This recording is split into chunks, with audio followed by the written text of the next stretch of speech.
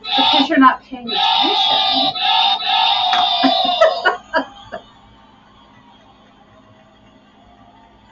Hate this thing. Hello and welcome to the Velveteen Lounge. Aloha, Dime. Good to see you. First out of the gate. Sorry about that. Had to actually tell somebody we're on the air. Watch us. Hi, Eric. Good to see you. Hello. Pass this your way. By the way, didn't Argentina just take down an important game? Or should I say? I don't know. ¿Cómo se dice? Ay, bueno. Señores, this is awesome. Hi. You might actually have some Argentine wine in that. I'm not sure. We'll have to see. Anyway. I do have a touch of wine. Hi, Mom. Good to see you. Actually Australian, but there you go.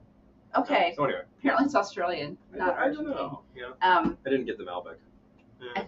I've only had the barest amount touch thus far. I have had the barest touch. Hi, too. Lisa. Good to see you. Lisa for the win. Boom, boom, boom, boom, boom. And you already said hello to Linda. I did. Julie, hi. Good to see you. So good to see Permanent regulars. Eric! Hey! Chiming in. Actually, Eric already chimed in. I'm late to the game. I was late getting here. I have a fun story to tell from Target if you want to hear it, because it's just I've already heard the Target story. It's really torture in an Ellen Waits sort of way. Actually, I think there's more to the Target. I think you didn't finish telling me the Target story. I didn't finish telling the Target story. Good grief. Oh, good. I'm going to need more wine for the rest of the Target story. I'm going to need more wine, and I'm still eating, so pardon me while I finish on the air, because I'm a little bit hungry. Can you bring me a Kleenex when you come back? Easily done. Oh, so dusty in here. How is everyone this evening? I'm glad to see you. So I went for a pink and purple theme this evening because I had to show off my new jewels that I bought at Ohana. Right. So he brought me the whole box. Thank you. By the way, this is actually house brand, so it's the registered trademark of Kimberly-Clark Kleenex. Oh, I'm sorry. Cannot be used. Facial tissue. Facial tissue, please. Get it right, people. Don't sue me. No, sue me. Oh, hi, Errol. Good to see you. All right, I'm just gonna. Yeah. Anyway, I dusted the other day, and I'm paying for it now. Oh, seriously. Oh, okay. Hi, I dusted.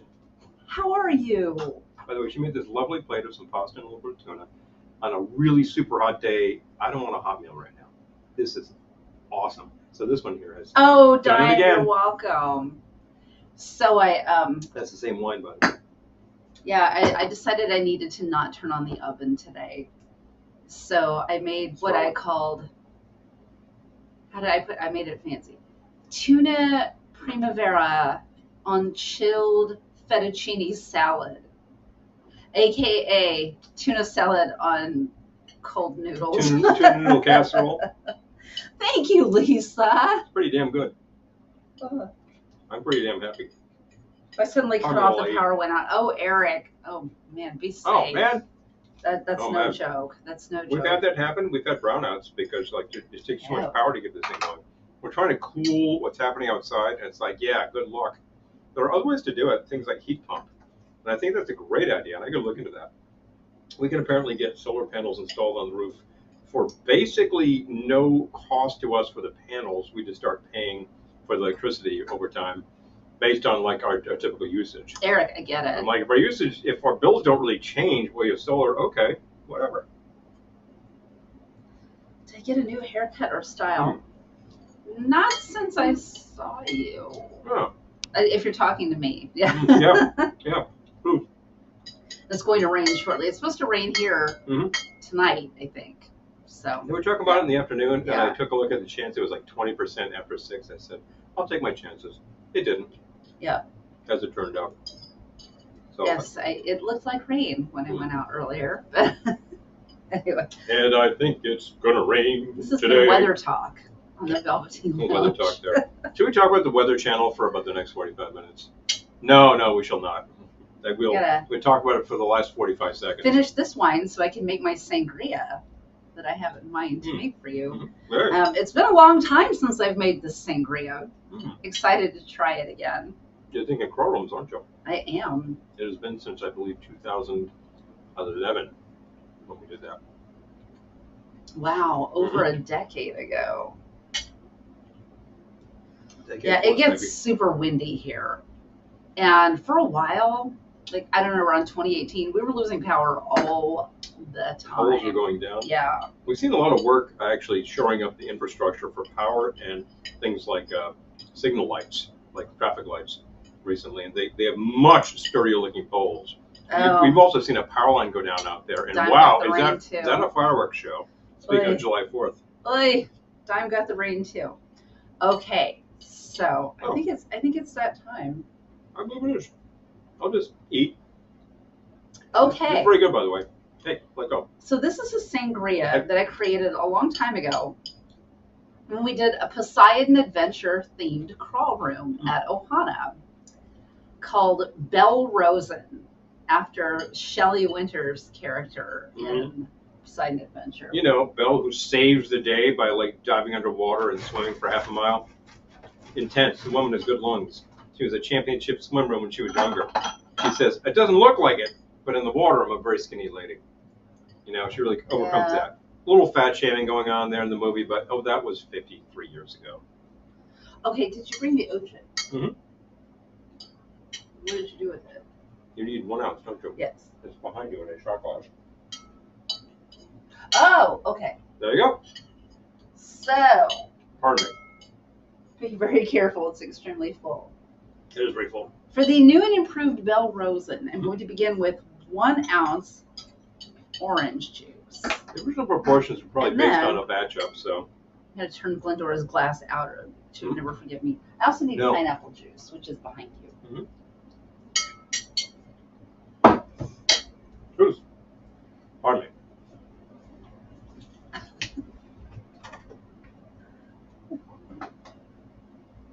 Oh, wait, I'm missing broadcast. Thank you. Let's see. Anyone? Sorry, I'm just catching up. You dropped your napkin. Damn it. Okay. Looks like I'm caught up. Okay, so I'm also going to do 1 ounce of pineapple juice. Interestingly, speaking of Spock, for the this party at the Ohana event that we just attended, that was crazy. She actually played the Bermuda Triangle, and I played Leonard Nimoy, host of In Search of. Near. I will leave it shortly. No. I'm not specific. I keep handing it to you to put it over there. Like that's gone. It's true. Oh, now you can. Oh, jeez. All right. I will need that later. Okay. What's wrong with seeing the can? Put it behind this thing. It's messy back there. Jeez. Oh, Dime says made spam sandwiches on Hawaiian rolls today. Thought of you guys. Aw. Oh, baby. I love it. Did you go with the classic, that sriracha mayo with the jalapenos? Oh, man, that's the killer. The Bermuda, that wasn't hair, Eric. That was waves. That was waves. What was waves? My hair. Oh, true. Bermuda Triangle. Yeah, that was waves. Okay. That was pretty funny. So. Gotta tell you got a lot of comment on that costume. That was like, that was some work to get together. I helped her with it. She did all the work with the hot glue. 1 ounce of triple sec. I'm like, where's the booze on this drink? Where's the booze? Where's the booze? All right. 1 ounce triple sec. There's a funny story attached to that, which I probably will not say tonight. And a 1/4 ounce fresh lime juice. Oh, and also 1 ounce apricot liqueur. There's not going to be any room for. Yes, we do. There's not going to be any room for the wine. Okay, we can go back to the broadcast. The all liqueur sangria. Where's the beef? Where's the beef? Name the. I think she was sort of a voice actor who played that character from the 80s. You know her name. I know her name. Anybody? Who was actually the Where's the Beef lady?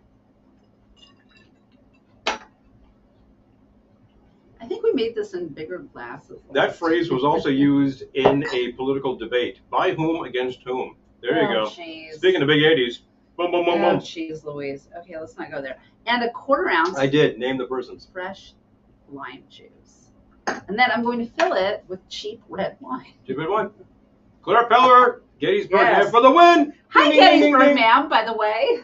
All I can say is, boom, Pac-Man to you. Oh, man, I really hope I didn't miss anyone. If I don't know if she was actually a voice actor or if she just sort of like a real person actor, but boy, did she play Well, of course, the story is always like, they found her on the street, which is never the way these things happen. Yeah. But if you believe that cock and bull story. Even quote-unquote real person casting, I hope I'm not, like, ruining anyone's idea of this. So there are actual casting calls for. Now, which politician used that very phrase in a debate and like apparently took down his opponent? Blah blah blah. This is BS too, by the way. But you know, the news likes to make a big deal about such things. This is 1984, so this is going back safely to the point where people actually knew how to do politics. Hi, Dan. Good to see you. Thank you for the nice comment. I really appreciate that. Thank you. I'm eating on air. I'm talking with my mouth full, so I'm not that awesome. But you know what? I'll take the compliment. Oh, Gettysburg ham. Yeah, Eric was just saying that it's going to rain there soon. Can you bring a plate, please? So I have something to put sticky stuff down on. Sure.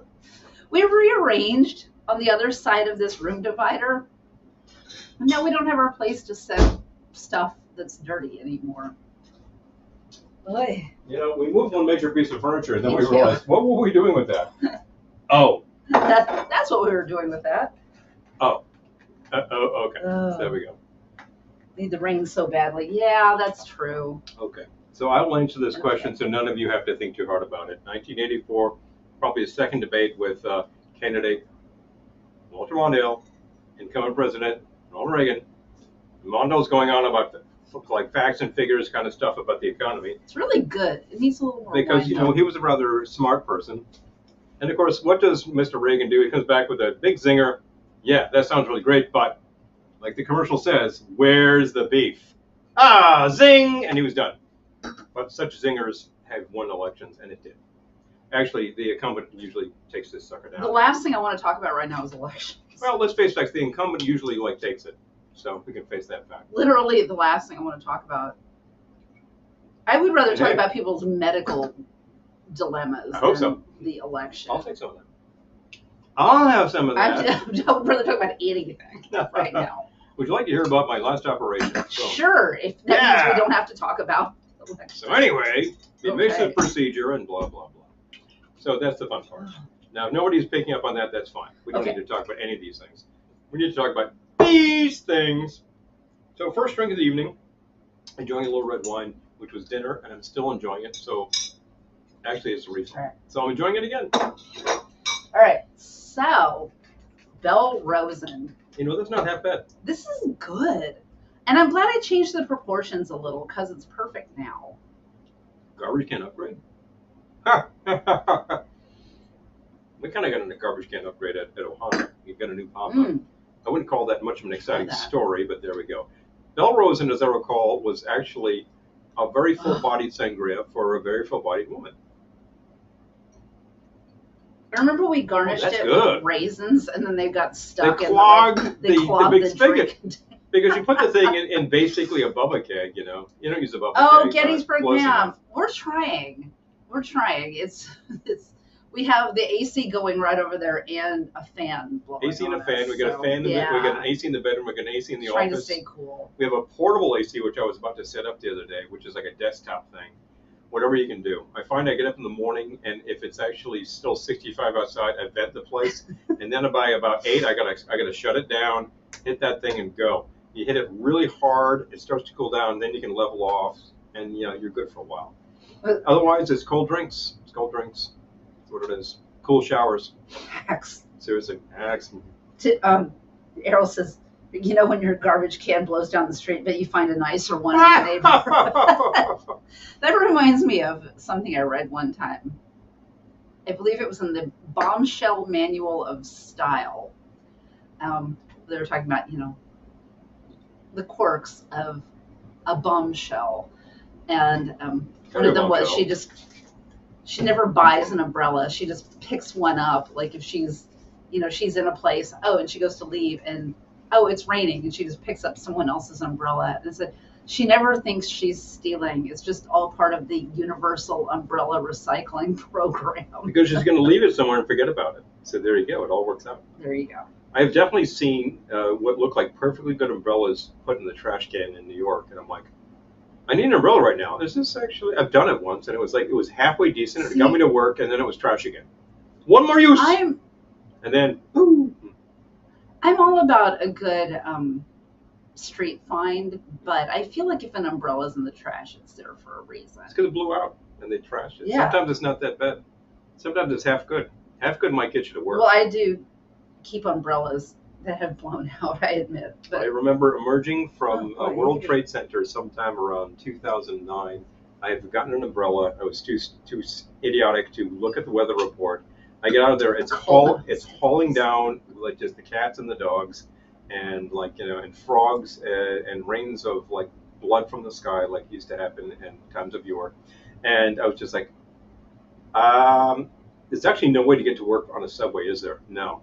I couldn't even do it if I wanted to. And I said, no time like the present. And I just marched into it. By the time I got there, I was it's like I jumped in the swimming pool. Yep. So that reminds me of the bone. The great garbage storm of, what year was that? We still lived in New Rochelle. It has to be 2002. Yeah, that makes sense. My mom and sister were visiting us, and we still lived in New Rochelle. We took the train into the city where we were going to meet Paul for dinner. He was getting off of work. The office, which was at 70 Pine Street. And this was when he still had to wear a jacket and tie to work. So I got a full suit on, right? I think it was summer, so it's actually fairly warm. But I was dealing. Hi, Peter. I was dealing with the wool, and I get out of my office. My office was down at what used to be New Amsterdam, tip of the island, and I got to meet them at this place called Arturo's, which is our favorite pizza joint in the city. And I was like, okay, so I get off, and I think I might have even walked up. It's not that far, really. But I might have taken a subway, and then I get off, and I'm looking around, and they're not there yet. But I'm like, you can wait around outside, or you can just go in, sit at the bar, and they'll be here in no time. So I go in, and I sit down, hello, can I have a dry Manhattan? You were drinking a martini, I believe. Oh, I think I made a martini. Yes, can I have a dry martini, please? 2 olives, right, gin. So here's where I will pick the story. That's my order. So he's sitting at the bar, cool as a cucumber in his jacket and tie, having a martini. In the meantime, we're walking over from the subway, and this whirlwind kicks up. It was literally just like blowing in circles. Like in a second. And it was just blowing garbage. Water spout comes out of nowhere. Everywhere. And we just got caught in this maelstrom of garbage. So we got through it, and we're all just like, oh! And we got to the restaurant, and we all look like something the cat dragged in. And there's Paul, with his martini at the bar and his little jacket and tie, looking like Bond. James Bond. Or is it, what's the line for Dan says, I can't imagine Paul in a jacket and tie. He had to do it for a long time. Did that for easily 6 years at this position, and then they changed up to more business casual. Trashnado. It was Trashnado. Trashnado, yeah. I could not wait to get home and just wash my hair. I still work business casual, which just means, what is business casual anyway? Well, it's either that silly thing where you put on a white shirt and tan pants, or a blue shirt, tan pants, and your vest, which is idiotic, or you just take the jacket and tie, right? You remove the tie, you remove the jacket. There you go. That's business casual. I had to read Errol's comment. Had a coworker that had to turn his phone in at the refinery. Upon leaving, the guard hands him this junky phone. My friend says, that's not mine. The guard calls his number.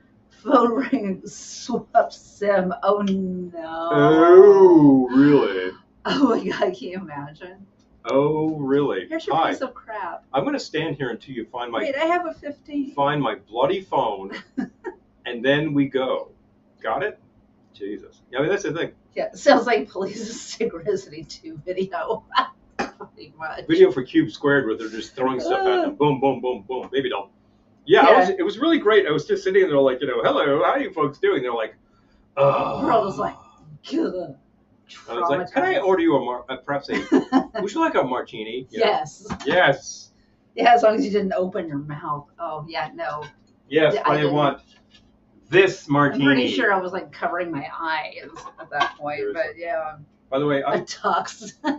I'm actually just going to show off our little fun piece here. So anybody, we were talking about some Target stuff recently. We got this cute little lime squeezer that's USB powered, and we took it to this Ohana event, right? And there's one night, I'm going to put this aside because I'm talking about this squeezer. Squeezer looks like this. There's one night where it's starting to rain outside, and we're like, oh, what can we do? And we buddy and I go to the front desk, and we're talking about like, hey, there's an indoor pool, right? Oh yeah, but it's closed. And they're like, Dora's ideal wine glass. It is about that size. So the pool's closed. And I'm like, oh yeah, really? You sure about that? Oh no, it's totally closed. Guy with me is like, all right, look, we're completely occupying the hotel. We're going to be here for the entire weekend into Monday. And like, is there any particular reason we can't just be in the pool? Hi, Ryan. So she says, let me check. And she's like, So she goes to the guy and comes back and says, you got it until 11. And at that point, it was like 9:30. We're like, go! You know, it's like immediately, I'm like running to the room, grab this sucker, grab some stuff, grab a bunch of limes. And I'm like, can you grab a couple of bottles of hooch? So we get all the mixings to make a rum punch. I go in there. I had one of those big fat USB batteries. Plug the sucker in. It was awesome. It juiced all these limes. You brought all this stuff. You brought the ice. We found. I was like, I don't have cups. So I'm like, look, who's got cups? Somebody says, I got cups. I'm saving them, but why? We put it together. Everyone had a great inner pool party. They were like, thank you so much. That's what we needed. And this baby performed $5 at Target. I think they're off the shelf by now. Well. Although, didn't you say you saw one in the back? I saw one in the like clearance, sort of in the clearance bin. So clearance. I guess I should have bought it. But anyway, you know what they had today? They had the other day were these babies. Oh, Lisa says my work attire was scrubbed, so I was usually comfy. Oh, there you go. Did you have to wear Crocs? Well, you know, they're extremely practical when you're a nurse. I get that. That's a thing. Or if you're an NP, or if you're an RN. So what is this guy anyway? Well, pull the string, pull the handle, and what do you got? Hey, M&M's. It's a little candy dispenser for your desk. And I took this to work because I really had to show it off. And I took it into our meeting and I just popped it down. People were like, what's that? I said, pull the handle. Hi, Bill. And everybody pulled the handle and were like, whoa! You know, they thought this was the coolest. Well, I think this is the coolest. So this is big fun. Yeah. Hey, Bill, we're trying. I know that where you are, it might be 110. It might be 65. Probably more like 110. Right. I mean, wow. Business. That Inland Empire really turns into Death Valley in no time, doesn't it? Whoa. Well, we've been up the highway. What is it, 5 that cranks up north, or 4? 5. 5. We've been up 5. 5 is super dusty, but there's a lot of cool stuff to see along it. Sorry. It's a fun way to go from like San Diego all the way tennis shoes, not all Crocs. The way to San Francisco-esque. You have to cut across it a little bit, but it's big fun. So I was watching last night on Netflix. There's a show called How to Be Rich, and it's pretty good idea, right? It's hosted. Well, hosted is the wrong word. There's this financial expert, Ramit Sethi, who goes around and he like helps different couples and different people get their finances on track. I love shows like this. Everybody needs a little bit of this, you know? I like, Paul calls me a process person. I like process shows where they show like something being fixed. Because otherwise people call these things reality shows and like where people screaming at each other inside one apartment. No, there was no screaming. It's a process. There was no screaming. They're talking about how to do things. It's a different thing. Even if it's real people, it's a different thing. Is it hot out or what? Ryan, oh my God, it's so hot and humid here. I don't know, Ryan, where are you? So gross. Hey, Ryan, it's about 100 in Wappingers today. Oh, Peter. Hey, Ryan, are you reconsidering that decision not to go to the Antarctic Research Station? Like right now, you'd be like, nah, it's like 62. It's really kind of great, you know. Okay. Oh, I'm sorry. So anyway, he was likening investing to buying clothing because this was someone who liked to buy clothing. It was like, you know, if you stocks are like pants. So like you don't want to have just one pair of pants in your closet. And then he was talking about other things like you know, bonds and funds. That's like accessories, you know. And then he's like, and money market account. That's like socks. You know, these are like the basics. And then he was talking about crypto, and he's like, crypto. That's like Crocs. It's horrible. And they're looking at nobody. Yeah. It's like Crocs. It's horrible. Yeah. Hi, Gene. Good to see you. I have actually had discussions with this group here and the brother and sister-in-law about crypto. And invariably, this one here says, Oh, I don't right. care how much you explain it, it makes no sense. I'm like, it's not supposed to. Well, I mean, And anything you do not understand, do not invest in. I don't want anyone to try to explain it to me because many have, but I don't understand how crypto is different from like putting money in your Venmo. Probably not that much. Anyway, Except whatever. for the fact that if you pay for something via online means, like, oh, I just took it out of my debit card, it costs you less than crypto, which is supposed to have advantages like you can pay for it with a card. Ryan, that's I'm like, crazy. I've got that. 110 Fahrenheit? Alberta. That's nuts. Whoa. That's crazy. 47, there's some sort of stupid conversion you're supposed to use to get from Celsius to Fahrenheit. It makes no sense. There's a scale I saw recently, though. Where did I see that? Might be on the phone still. I got the phone.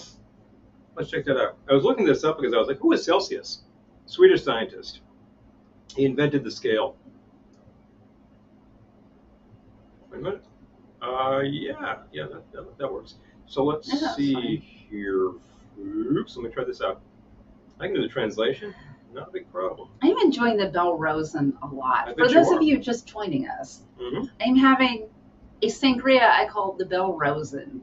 It is 1 ounce apricot liqueur, 1 ounce triple sec, 1 ounce orange juice, 1 ounce pineapple juice, a 1/4 ounce fresh lime juice, and fill with cheap red wine in your ice-filled glass.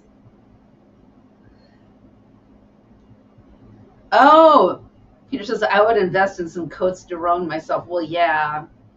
The only problem is, like, what if there's a bad year for grapes? Peter, the real investment is sort of cases of Jack Daniels, and you just have a few of these in the cellar, and when the apocalypse hits, people are like, oh, what's currency? Nobody even believes in gold anymore. And you're like, okay, I got a sealed bottle of Jack Daniels here. Anybody? That's a different kind of investment. You can get a car with that in Mad Max time. That's a different kind of investment. It is. It is, absolutely. Sealed packs of cigarettes were currency after World War II in Europe.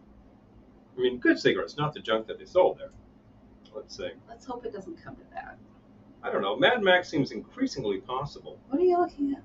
Where are we? Okay, equivalent temperatures. You said 47°, eh? Looks like... Hi, Daniel. Yes, only about 350 days until Ohana, right? Daniel for the win. Yes. And do I feel deprived? Well, yeah, it was a slightly rough journey this time, but I tell you, it was a hell of a lot of fun. I was there, and I'm told I had a good time. So this must be good. And I know you did, because you really spent at least part of that being Mothman. Mothwoman? I mean, it was Mothmam. Oh, it was Mothmam. Mothman. Sorry. Jeez, it was great. That was awesome. I look at these pictures of like, this is so cool. It was so close to it. Daniel had an amazing costume. It was intense. And she was like completely covered up the whole time without any visibility. I got to say that's intense. That's commitment. It's commitment. I mean, the best I had was like a polyester wig on. Oh, that's so weird. Yeah, that was pretty hot. It keeps moving, and the color temperature keeps changing. Like, it's blue. It's warm. It's blue. It's warm. So 47°C looks like that's got to be somewhere in the nature of a 90°F. Yeah, sounds about right. Ugh. Wow. Yeah, that's it's been hot super stuff. Hot and humid here. That's hot stuff. 47 doesn't sound like too much to us, but if you're used to a centigrade scale, sure. Okay. Yeah, see, Errol did the math. 40, yeah, times 9/5 plus 32 is like it's idiotic. But there it is. Tiny topper. I can do the math. Actually, Errol, I thought you could do the math, but you gave me the formula. Thanks, dude. I'm going to do it right now. Formula's better. I can do it myself. Okay. So 47 times, what the hell's 9/5? 9 divided by 5 equals, clear. 9 divided by 5 equals scientific calculator. I don't want to give myself too much wine because I have a highball to share too. Plus 32? 116? Ugh. Errol, can you check my math? Ugh. No way. That's way too high. Especially in Alberta. This is kind of I think it's like a pool cover up, honestly, Lisa. It's a dress, but it's but yeah, I think it was meant to just kind of be like a moo or like a little household schmata. I was wearing it today. Seriously? I was wearing it just around the house because I had a totally different dress that I wanted to wear tonight. And then I put on this necklace. I'm like, my dress doesn't work with this necklace It at really all. didn't. So quick. It really like. Quick wardrobe change. Really didn't. Guess what? I got a lot of shirts that coordinate with this. Well, I got a couple anyway. And this baby doesn't really need ironing, so it's kind of like for the win. I won this in the Ohana auction about 10 years ago. Yeah. This is a great thing. Yeah. Easy and good. I wore this when we went out to Ohio and we visited Cleveland in 2021. Back when you could start and finally do that again. We got to do that again, by the way. We got to do that again because we actually made a sourcing trip to Sweet Lorraine. You got to go to Sweet Lorraine. All you Ohio people are like, oh yeah, definitely. So that's the thing. And we hit there. We go into the place. Thank you, Lisa. The proprietor is like very in tune with what he's talking about, and he looks at this and he's just like, oh, that's his favorite thing. He's like, everybody looks good wearing purple. And I was like, yeah, actually, you're right. I got that shirt at a thrift store. This one? Yes. Back when you could do that. I think you just sewed the label back into it too, didn't you? I did. Oh, well, I got this. I got this in the Ohana auction. I got your shirt at a thrift store. Back when you could do such things. You can still do such things, but you got to look. That was probably like 5 years ago. I mean, it wasn't that. Okay. I feel it's longer. Who knows? So Errol says 47 about 116. Oh. Yeah. 37C is about 9. Yes, it is. So I should show off my. Damn, you're right. My. What are we talking about here? What's 47 anyway? The whole reason I went pink and purple this evening. Ryan. Oh, he actually says 47 in the shade. I think it's about 1 to 10. Good grief. Ugh. What the? Hi, Amy. Good to see you. Ryan, aren't you north of us by a substantial amount? I'm just asking. Oh, well. I guess you guys are going to be farming a lot of vegetables soon. So anyway, I got this. Not already. I'm doing the wrong way. I'm trying to keep it centered. So Please. I got this from Audrey at Tiki Talks. Yeah. She was vending at Ohana. Mm-hmm. And he's bonked himself on his own speaker. Yeah, hosted by my own petard. So she was wearing this necklace and these earrings, and she had lots of things to love. She really did. At her booth.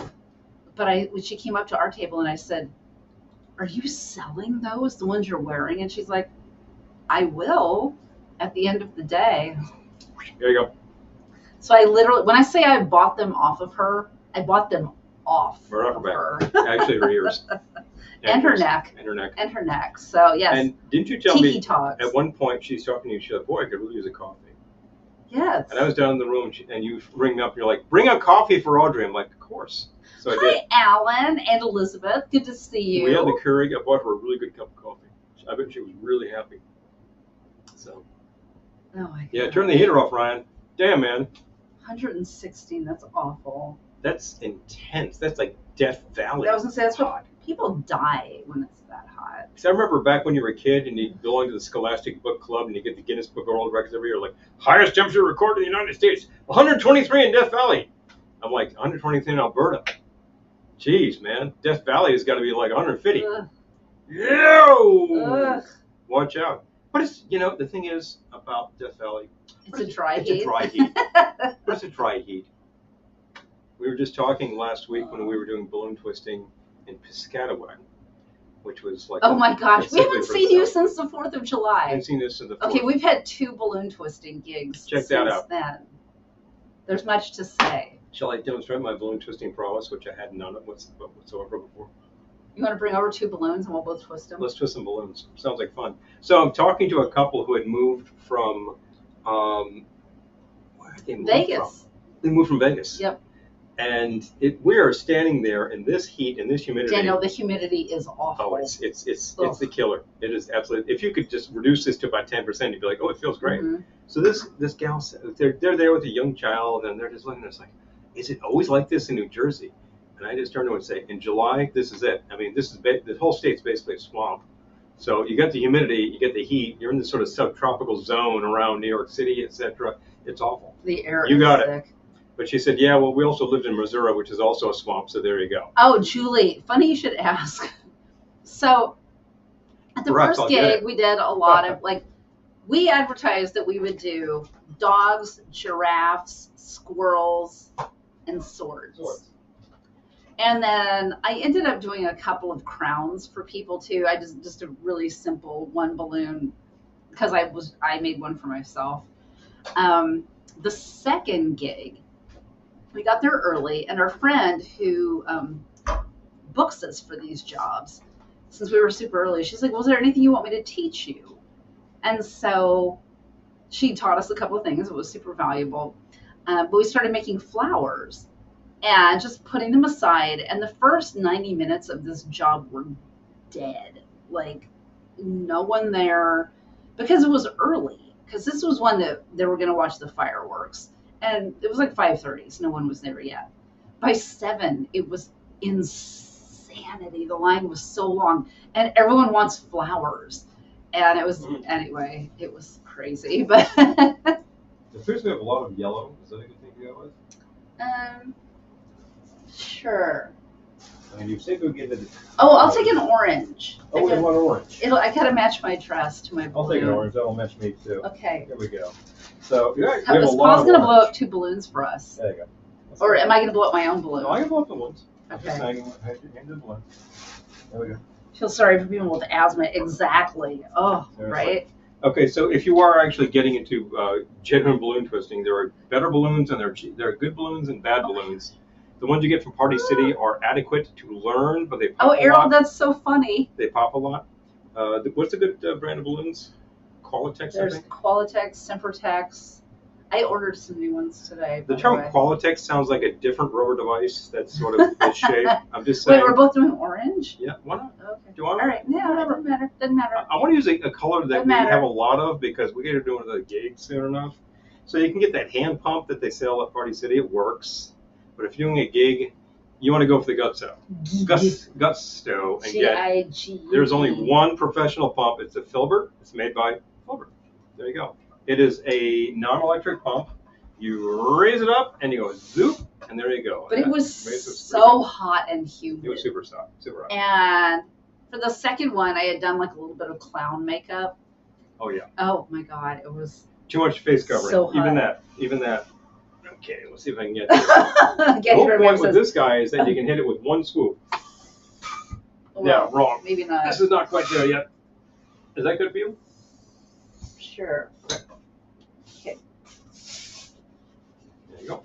Thank you. Pump me up. Pump it up. About to say it sounds like something you might find in a vending room in a bathroom. A Filbert? Or Qualitex. Oh yeah, Qualitex. Absolutely. 100%. Next to the thing that was like men's fragrances, Axe, Gucci, There was actually used to be a great tiki bar in Chicopee, Massachusetts, and the men's room literally had one of those cologne things. Put in 2 quarters, hit the ladies' thing, room did too. Get a spritz, and they literally had like Axe on the damn thing. The ladies' room had like Giorgio. I'm forgetting like Dolce & Gabbana. That's well, you're supposed to literally no one will get that if you step don't on the sucker and hit it hard. And look at that, it pretty much got it. I need to lubricate this thing a little better. That still sounds wrong. Qualitex, I need to lubricate this thing a little better. Man, didn't realize this broadcast was going to go that south, but all I'm doing is holding a... Okay. If this balloon pops, it's Paul's fault. I finally learned how to tie these better, and they kind of work. It still chews up your fingers, but there you go. Once you got this, if you're using a good balloon, you need to massage it a little. This is not looking any better, I'm telling you. Massage the cylinder. Peter, are you talking to me? He's talking to Amy. Oh, Amy. Okay. Okay, good. I know that I sustained some injuries over the whole thing in Ohana, and I got to say, if I'm in a certain amount of pain, good. Reminds me of what not to do. Okay? All right. So here's the fun part. You get this guy going. Okay. I'll wait for you to make, and then I'll make something else. I'm going to make a little shorter. There we go. All right. Oh, my gosh. I loved it, too. I miss it so much, Amy. Yeah. I don't think we ever saw the Christmas show. But it was great. We saw the Valentine's Day show. It was one of the 2 places in Massachusetts that did comedy. Because it was... Kowloon had the whole comedy room, because Kowloon's huge. Kowloon's still there. And then, like, the folks on Chicopee or like Hugilau were talking about, well, we want to make some modifications. And then they were talking about, well, we're going to actually move to a different location. But essentially, the whole place got torn down, and I don't think there's any replacement for it. This is right next to, of course, the big Air Force base. They're like, you guys are good forever. They could have done that. But really, they had great food. They had good drinks. Drinks could use a little work, but they got better. And they also had that food station, prep station, where you could just do like action cooking. Oh, boom, boom, boom. The buffet. The buffet. Well, there was the thing where you could just grab parts and they would just stir fry for you right in front of you. Yep. That's like Valley High in San Diego. Awesome. Love that. Fantastic. Yeah, explanatory. The thing about the balloon. Boom. Look at that. She wasn't even looking. She did it. Giraffe. Okay. I could probably tie a sword with my eyes closed. Okay. But what should I do here? If you've done giraffe. Okay. The giraffe is basically the dog, is basically the squirrel. It's just different parts. So you start with the head. And small head. And small ears. Lisa says, he just took a drink of champagne. When he said, this doesn't look right either, it came up with my nose. I get his word, ma'am. I did not do, well, I did one balloon at Ohana. For our friends who are having a banana themed room, I made them a banana and stuck it to their door before they arrived. And that was the only balloon she did. You decided not to work. Oh, Amy Aperol Spritz. Good choice. Oh, now you're talking. Good choice, yes. Okay, so we want to make a rather short body here. Leg. Actually, shorter leg. Shorter leg. That's why you need balloons that really have a lot of oomph, because you're going to twist the hell out of them, right? And keep twisting, and there we go. You have to reorient things a lot with this sort of thing. Let's see, short body, long legs. Legend of Zelda's sword. Long legs back here. There you go. Oh, there you got it. Got that sucker. Okay, so what do I got? You got to curl the tail, though. I know. We're not there yet. So what do we have here is the same thing that she made with a much longer tail. Guess what? Curl. Squirrel. That's a super long tail. I love that. I gotta curl that more though. You kind of like really force that over. And the gal who taught us balloons, we were just corresponding with, as a matter of fact, she showed us like she just keeps going and going. Squirrel. There you go. I love that. Boom. Hello. Fly, be free. Fly, be free. It's a flying squirrel. Rocky. Rocky the flying squirrel. Fly, be free. Hey, Don, did you say, what did you say? Banazarek. Do, do, do, do, do. Banazarek. Do, do, do, do. Banazarek. Do, do, do, do, do, do, do, do, do, do, do, do. If I go about this long enough. Peter says, if you ever want to try some Chianti. Bumpy. Bumpy. Okay. I'll take the recommendation. All right, sir. I will take the recommendation. I'll take the recommendation. And Amy's recommending an Aperol Spritz. Yeah, you might. I wish you were here with the Aperol and the Spritz. I would take. We have Aperol. We just don't have champagne. True. But you know what we do have? Prosecco. You know what we do have? But I'll get to that later. I found somebody was talking, perhaps Amy, about the non-alcoholic Guinness. Guess what? I found it tonight. And is this cold enough? I can probably get out of the freezer. Yeah, it feels pretty cold. I want to try that. Non-alcoholic Guinness. This is looking great. I will get out of the freezer so I don't end up with an icicle.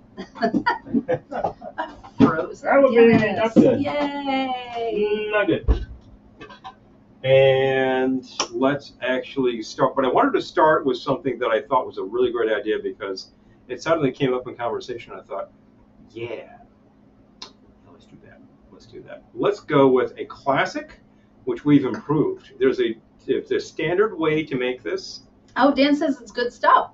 Okay, good. I'm excited to try it. Dan, you might have actually recommended this too, but I'm sure Amy mentioned this because Amy's got her ear to the ground on all of these products. This is good because, oh, I know what we're talking about here. Yep. Yeah, that's fine. But Amy tries all these things so we don't have to, and then she's like, no, this is good. So anyway, so this guy, by the way, I completely forgot about this. So this comes from Target. It is available right now and probably for about the next 5 minutes. Pre-made Aperol spritzes. Okay. I saw some interesting pre-mades tonight. What is this guy anyway? Hold the handle. I know you already demonstrated. I did. Yes. Doing it again. Uh-oh. Make sure it comes out. Maybe it's getting sticky from the heat. Mr. Short's M&M's. There you go. Anything along this size would work. Certainly Reese's Pieces, Skittles, hello. It's got to be about this size. Small nuts will probably be fine. There you go. Short-term memory because I'm working a mile a minute, motor mouth. But these are super fun. $5. Yeah, beat it. This indentation, what's that for? That's just the shape of the window, the cover. That's it. That's literally how it's made. Oh, that's how you put the candy in. No, yeah, you put the candy in there. See? Get in there. Get in there. Okay. Yep. No, I just didn't. It looked like a battery compartment, but there's no batteries. No batteries. No batteries required. I like that too. Non-alcoholic Guinness is a thumbs up. Okay. I'll be trying it soon. Did you put more in the fridge? I did not. That might be good to have later in the evening.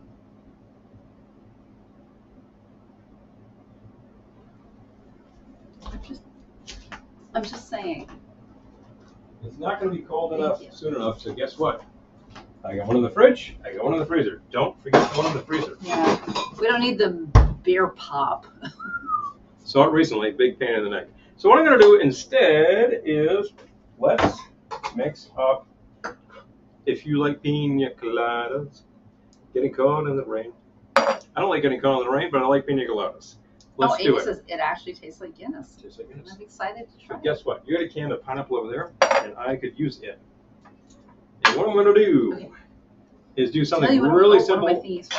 I think this is what I did before. We've done this before, but it's been so long. All I did was, look, pina colada, lighten it up. I know the classic thing to do is grab that can of Coca Lopez. No shade. It's a classic. It's going to give you a good drink. Right. But if you have 4 or 5 of those, you're like, wow, that's a lot of sugar.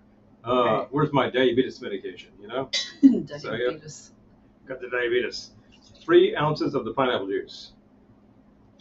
Here's the base of your pina, right? Uh-huh. Okay. The one thing I'm really adding to this, which one of these is lime? This one. This guy. Yes. Okay, dash of lime. I'm just sort of like adding a little bit of sour to this because this is quite sweet, of course. Uh-huh. Next bit, I'm going to bust that to you again, and boom. And then I'm going to leave.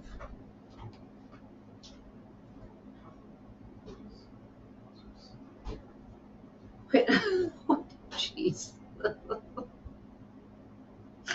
I'm just looking at the conversation going on here. He says we've made this before, but I don't recall making this. Been a while. Should be good. I'm excited to try it. I feel like a lot of people are any of you still on vacation? I feel like a lot of people are still on vacation. Yeah, baby. Okay. Okay. So originally, I think we made this with coconut milk. Now, you can get coconut milk in a can. You can also get it in a carton this size. Sometimes it says the name Silk. But we also had a bartender who was making something like this, and he's like, we use the almond coconut. And I said, oh, I got to find that because that was really good. How much? It's good balance, 3 ounces. So equal parts. I don't even know if this is the proportions for the one made with the Lopez. Okay. Again, no shade on Lopez. It's great stuff. But this is quite a bit less sweet and quite a bit less sugar. This is unsweetened. You can get this Silk stuff sweetened, and I think why? It's plenty. And Cindy, what? And pineapple juice is plenty sweet. This bad boy. Well, that's smelling perfectly great. And you got to throw some booze in there because, unless you want to make it virgin, but you know, we're not doing that. Tonight we're making this with a standard ration of 2 ounces of base. And I think many correspondents here would be like, oh, this sounds good. And they're about to comment on such. Okay, and I think that's all that goes into a pina, unless I'm mistaken. You can throw in things like orange bitters if you want to get schmancy, but whatever. I'm actually doing this. I said I would use crushed ice and like whatever. I feel like bitters don't belong in a pina colada. Probably not. I'm going to grab a nice scoop of ice Errol here. says, we put champagne in the freezer at my dad's to cool it off quickly. Forgot about it. Oh, yeah. Done that. Dad heard what sounded like a grenade going off. Bang! And guess what we forgot? Oh, no. Oh. You know, I've never seen that happen in the freezer with that. What happens is it froze. It literally freezes up and you get this big bunch of ice at the top of it and you have to wait for it to defrost. And once it does, guess what? You've still got bubbles. So that's the kicker. This ice is a lot wetter than it usually is at this hour. This is amazing. But it is bloody hell hot out there. I'm telling you, I walked to the office today, my usual bath, and I got there, and it was just a mess. Just a mess. It was just like I've gone through the Turkish bath called Manhattan. Exterior temperature, 112 degrees. I feel like that historically has been Manhattan in August. Yep. Now it's Manhattan in July, August, and September. Yeah, and all the three. Yeah. I'm trying to get the really small ice on it because I want this thing to like really behave. Anyone out for a meet on the third weekend this month? Peter, probably. Let's lock in some days soon because we're trying to schedule some stuff. Yep. But yeah, There's stuff going on. All right, so that's all you need in this sucker. What I'm going to do is flash blend.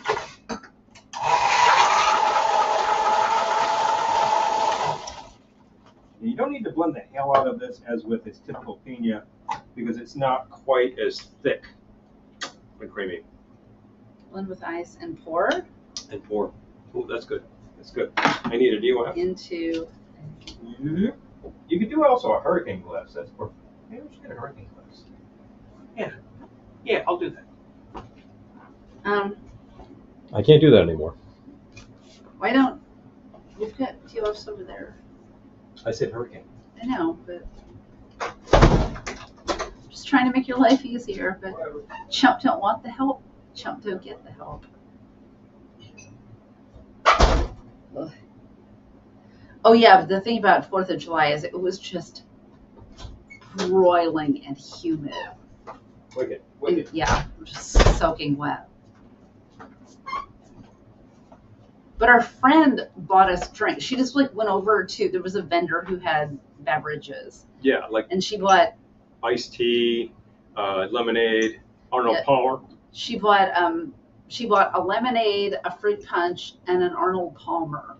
You took the Arnold. I took the Arnold Palmer, and I'm telling you, I was so happy with it that I made lemonade on the weekend, and I've just been guzzling Arnold Palmers. I might have one tonight because it was so good. So anyway, I had to remove some of the dustiness because it's out there. But guess what? I've got that chimney that was a commemorative glass. This is a reproduction of the one from the Tiki Resort that was given out at Ohana some years ago. Probably more than 10. And here we go. And guess what? You pour. And then you pour. Oh, that's perfect. Because this looks like a real thing, right? It was so good. And I was like, it was huge. And I thought, there's no way I'm finishing that. And I just guzzled it because it was just so sweaty. I got the fruit punch thing, and it tasted a hell of a lot like Tahitian Treat. Anybody remember Tahitian Treat? That's like rehydration formula when you're in junior high school. So insert Velveteen Lounge glow-in-the-dark straw. Spent Sunday recovering. Oh, baby. A lot lighter. It's just as good, and you can have 2 or 3 of these, no harm done. It's pretty light on the alc ultimately for the size of drink. A lot of these drinks are like, 5 ounces of hooch. I'm like, come on. Peter, it's better for us on the weekend up here. Mm-hmm. Just, it's hard for us to get into the city on the weekend. I mean, look, we can do it. So, like, maybe a Jet Set. Yep. Jet Set's good. Jet Set is always a winner. We have good options. I always feel like some of us should get together a gang and occupy Yu, which used to be our local tiki bar. And then they de-tikified. But the bar still looks kind of the same, and it's still serve the exact same drinks. And I would get in there with some idols and just set them down and say, do you mind if my little friend sits here while I drink? They'd be like, okay. And you re-tikify the place. And then somebody comes in with a Makita and he's cruising to the wall, and suddenly it's like, oh, I guess it's there to stay. Oh, Eric, yes. Liberty. That sounded so good. We need to do that. Well, maybe we'll do that next week when we go live. That did sound really good. You did try this, right? I did try that. I can't remember anything. I tell you. He's Mr. Short-Term Memory. Dan, we're trying to set up a trip to TWA sometime this summer. Yeah. We have not been, believe it or not. But yes, amongst all of this, a lot of friends have been. They're sending a ton of pictures. It looks awesome. Yes. Our friends Dennis and Margie went. And they were like, "Oh, this is great." I'm like, "Of course it is." But he remembers. They both remember that era very well. Oh yeah, lemon juice in your water. That's good too. There is a classic rehydration formula, which is your glass of water, about a half teaspoon of sodium chloride, about a half teaspoon of potassium chloride. Linda, who is watching here, knows about potassium chloride. That, of course, is no salt. Saltier salt than salt. Yes, so Kitsch-en does have good sliders. The two electrolytes, about a third of a teaspoon of baking soda, sodium bicarbonate. A lot of sodium going on. This is sticky. No, it isn't. Oh, wait, it is. Yeah. Ew. Well, that's what this is for. Jeez.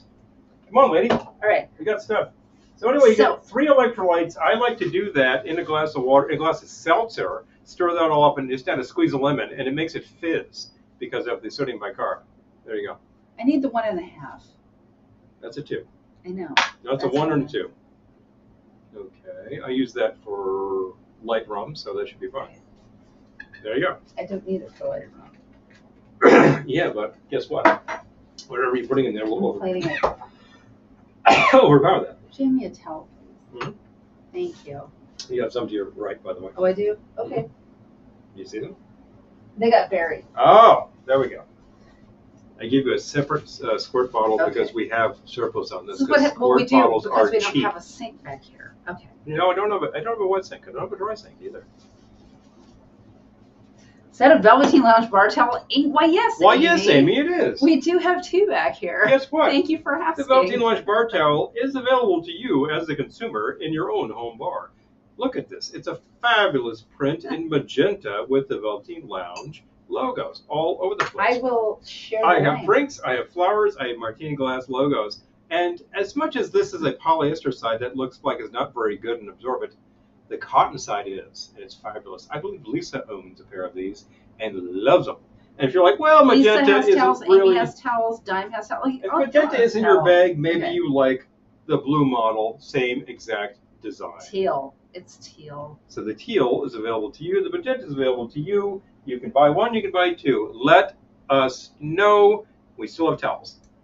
I just shared the link. Okay, so. So if you wanted to fill this baby inside a glass, you could always use the Glenny wine glass, which will fit quite a bit of this stuff, which is awesome. Glenny's pattern is a full wrap, goes around. It features Glendora's World and that fine little smoke cloud straight out of Bewitched. And she is being chased by boxes of fancier wine.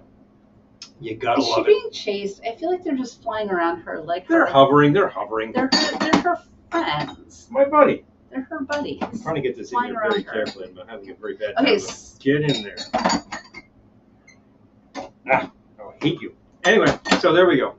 The glassware is available. The towels are available. We also have records. That's what we got right now. And of course, if you are interested in patronizing us, as some people do here, patreon.com/Velveteen Lounge. Is that correct? Yes. And if you're like, hey, look, I love this show. I'm not ready for patronage. I can just throw you a tip. Right at the bottom of the screen, you see Venmo. Follow that link and away you go. She's conjuring the wine boxes. Exactly. Conjuring the wine boxes. I love that. So. Anyway, so that's the commercial plug. That's been the commercial plug. You've heard it. That's about all I want to do tonight, unless somebody asks again. There we go. Okay, so I got a brilliant inspiration today, if I do say so, for a gin and tonic. Good thing I had a refill. / aviation. Oh, yeah. Highball. Now you're talking. Which I'm calling the paper airplane. Gotta take this away. And I'm going to start with 1.5 ounces of gin. We didn't have any maraschino, so you'll see where I go with this. Or do we? I didn't see any. No. Okay. I didn't think we did. We did it again. Okay, so 1.5 ounces of gin. And then I'm going to do 1/2 ounce of creme de violette. Yeah, you don't buy maraschino, you rent it. Okay. You don't even rent it. We can go back to the broadcast. Okay. Boom, boom, boom. Right? Gin and tonic plus aviation, right? I'm so proud of myself for this idea. Kind of obvious, right? I hope it's good. Not that obvious. So, okay. But Amy's lighting up on this immediately. Gin, and then 1/2 ounce creme de violette. But Amy lives in New England where gin and tonic is sort of the, standard drink for every occasion. Summer drink. It's like summer, winter, funerals, weddings, bar mitzvahs, brisses, gin and tonic. Gin and tonic, gin and tonic, gin and tonic. Thanksgiving. You're out there on the tennis court, it's 110 degrees, you're whacking the ball back and forth. They're like, yeah, I'll take 4 or 5 G&Ts. Boom. 1/2 ounce fresh lemon juice. This does make this go down faster, but it's a good idea. It's a good idea. I'm telling you. And 4-Dash's cherry bitters. Hello. Since we didn't have maraschino. Sometimes you got to improvise. But this is already an improvisation. Already improv. We could, when we have maraschino again, we'll make this according to what you thought, and we'll try it again. I like the maraschino a lot. It adds a very specific flavor, and it's great. And some people really don't like this stuff. Okay. It does have a specific sort of a bitter, sweet, sour hit. Oh, Amy says I don't have the violette, but I do have maraschino. I know, we usually do too. I think that the maraschino is more critical to the drink than the violette. But if you can see your way through to a bottle of violette, let's talk aviation. Because that's a fun special event effects drink. We made it on the show. You've seen it. Next time you're here, I will make one for you and go, ooh, I want to make that. And the maraschino does add a very specific. No, I feel like Amy probably made one in her life. The violette adds a very specific kind of bitter to it that I think you'd like a lot. I feel like Amy's probably made an aviation or two in her life.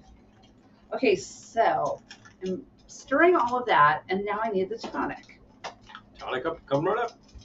I had to go sourcing tonic tonight. I went to 2 places. One place didn't really have it properly. One place had it in spades. There we go. I'm okay with gin and tonic. No complicated, pesky formulations to remember, right? Funny thing about that, I remember meeting with the folks who make Zignum, not tequila, Zignum Mezcal. And the guy was talking about like drink formulas. With tonic. Drink formulas, and he was saying, you know what the most popular search is on a mixed drink? And I was like, I don't know, martini, Manhattan. He says gin and tonic. And I was like, really?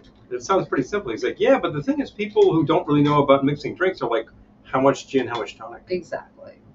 They don't have a clue, and it sounds like a big mystery. And until you try this and like get it completely wrong, you don't realize how wrong you can be. Ultimately, a highball is always the same. It's a short amount of base and a large amount of filler. This is exactly the same proportions as a Collins. Yes, yes, Lisa just said Tom Collins. Tom Collins is also yummy. All right, let's try this paper airplane. I'm a fan. Like trying to yoink it out of my hands. Take it yes, okay. So the aviation / gin and tonic becomes a paper airplane. Oh, that's good. This is good. Oh, that's good. Oh, you know what? I have twists. I'm getting that violette. Hold on. I have twists. Take a twist. I made a gazillion twists today. We haven't been using them at all. I didn't need one for the first thing. All right. And I did not need one for my wine. I like Doesn't really work in wine. Twist. Yeah. Garnish with the twist. Garnish with the twist. The twist actually adds. Why does the twist add? Because you're expressing a little oil, and you get that really intense lemon flavor on the top of that. It's like, why, if you go to like certain corners of New England, you can get this little frozen lemonade product. It's called Dell's. Rhode Island has this in spades. It's really just as classic Italian ice. The Italian migration gave around this thing. Why is it so good? A lot of fresh lemon, a lot of fresh lemon peel. The peel adds that je ne sais quoi. It adds that lemon flavor. It's just like, this is real. This is honest to Pete. This is just lemon, sugar, and water, and they froze it to a real fine texture. It's awesome. And then when it's this hot, you'll buy a big one, suck it down, and say, thank you, sir, may I have another? Those are so good. There used to be a Dell's truck in Lower Manhattan. Oh, Dan says Dell's so amazing, right? There you go. You know. It is. You know. Used to be a Dell's truck in Lower Manhattan for a couple of years, around 2017, 2018, 2019. I remember going to this truck and trying it, and it wasn't really that great because it was the mix. But the next time, they were mixing it fresh. It was awesome. And I'm there. I'm waiting second in line. I noticed that it didn't deter you. You went back. I went back. What the hell? Even like a second-rate Dell's is better than none at all. Ew, gin and tonic with the splash of limoncello. That sounds amazing. We have limoncello. I could try that. You could try that. So I'm up there at this thing. It's about 2018, Lower Manhattan. Like, got to be around Peck Slip. And there's the Dell's truck. I'm waiting second in line. Gal at the front orders one. She gets it. The guy says, you want a straw? She says, no. And I say, you're from Rhode Island, aren't you? She's like, oh, yeah. You don't need a straw. You just kind of shake the thing, and then there you go. You can always notice who knows how to drink one of these things. It's amazing. It's just like, it's like an Arnold Palmer kind of a thing, but better. Seriously. There's more flavor in the peel than in the actual fruit. Yes, Dime, I've heard that too. The lemon oil. Yes. The lemon oil is a critical factor. That's why a twist works. That's why like a really long strip works. That's why taking it and like putting it around the rim like that works, because you're expressing that lemon oil. This might be my new favorite highball. You make a drink, it's pretty good. You make a martini, it's pretty good. You take that twist, you go dink. Suddenly it's like, ooh, there's a layer of flavor. We do that a lot with bitters, concentrated flavor. Pop it in there. It makes a subtle difference, which is not so subtle. There we go. I'm getting a little low on this because it's a tall one that I kind of sucked down because it's bloody hot out there. Has anybody heard that yet? Is it hot where you are? I joke. I make a lot of fun. It's hot where everybody is. I feel like if you're in the northern hemisphere, it's probably kind of hot. You're falling apart right now. It's been pretty brutal. We had like one relief, well, like when it rained really hard twice, and we got like 2 seconds of relief. Ah, it's gone. We're just right back to like 90s. Boom. Nah. Okay, that's good, and it's kind of down to foam. So I'm going to let that ride for a while and move on. What's our next hat trick? Now, I mentioned that I happened to find the non-al Guinness. I've heard very good reviews of this. I'm about to pop a can and try it straight up, just to try it. But then we're going to do something that I really love to get in a bar with actual Guinness, you know, the stuff with the booze in it, and see if we can make this exactly the way it should be. Oh, bloody yeah! You're in Bay Area, so they're killing you out there. Doug is grilling chicken in the backyard at the moment. It's 101 out there. So basically, he's got, instead of having a grill, he's got a big lens, and he's focusing the sun's rays, and he's just like. And then it completely charred the chicken. Hey, I saved on the propane bill. Good grief, you know. Mm-hmm. But you could do that. You could literally just throw it on a hot rock, and it would start cooking. What's our favorite tonic? Hi, Roberta. Good to see you. Well, Bay Area's cool breeze. It should. I'm glad to hear that, Roberta. Oh boy, am I glad to hear that. I'm glad someplace has a cool breeze. I'm really glad to hear that. I used Fever Tree for this. Yep. Q is also good. Q's good. I saw it at the beer store. You didn't go there though, right? I did not. Beer World had a few different ones. There's always Betty Buzz, which is very good. Betty Buzz does have a good tonic. And we're talking tonic that's just got tonic with sugar. You know, none of this fake sugar. All the big brands and the liter bottles, I'm like, nah. If they would only just switch right back to that, some of the soda brands have switched back to sugar, we'd be fine. You know, like the unnamed major brands of tonic water, the flavor profile is good, but I'm like, get the real sugar back in there. All of the bread companies went back to sugar, and I'm like, good. There you go. Into each life, some fake sugar must fall, but mostly should just be sugar. Let's go to town. But I like Fever Tree a lot. They have several variations on it, including the elderflower. Ooh, that's fun to play with. Vintage, I believe Amy knows about that. Jello salad with Miracle Whip. I suddenly really have to sneeze.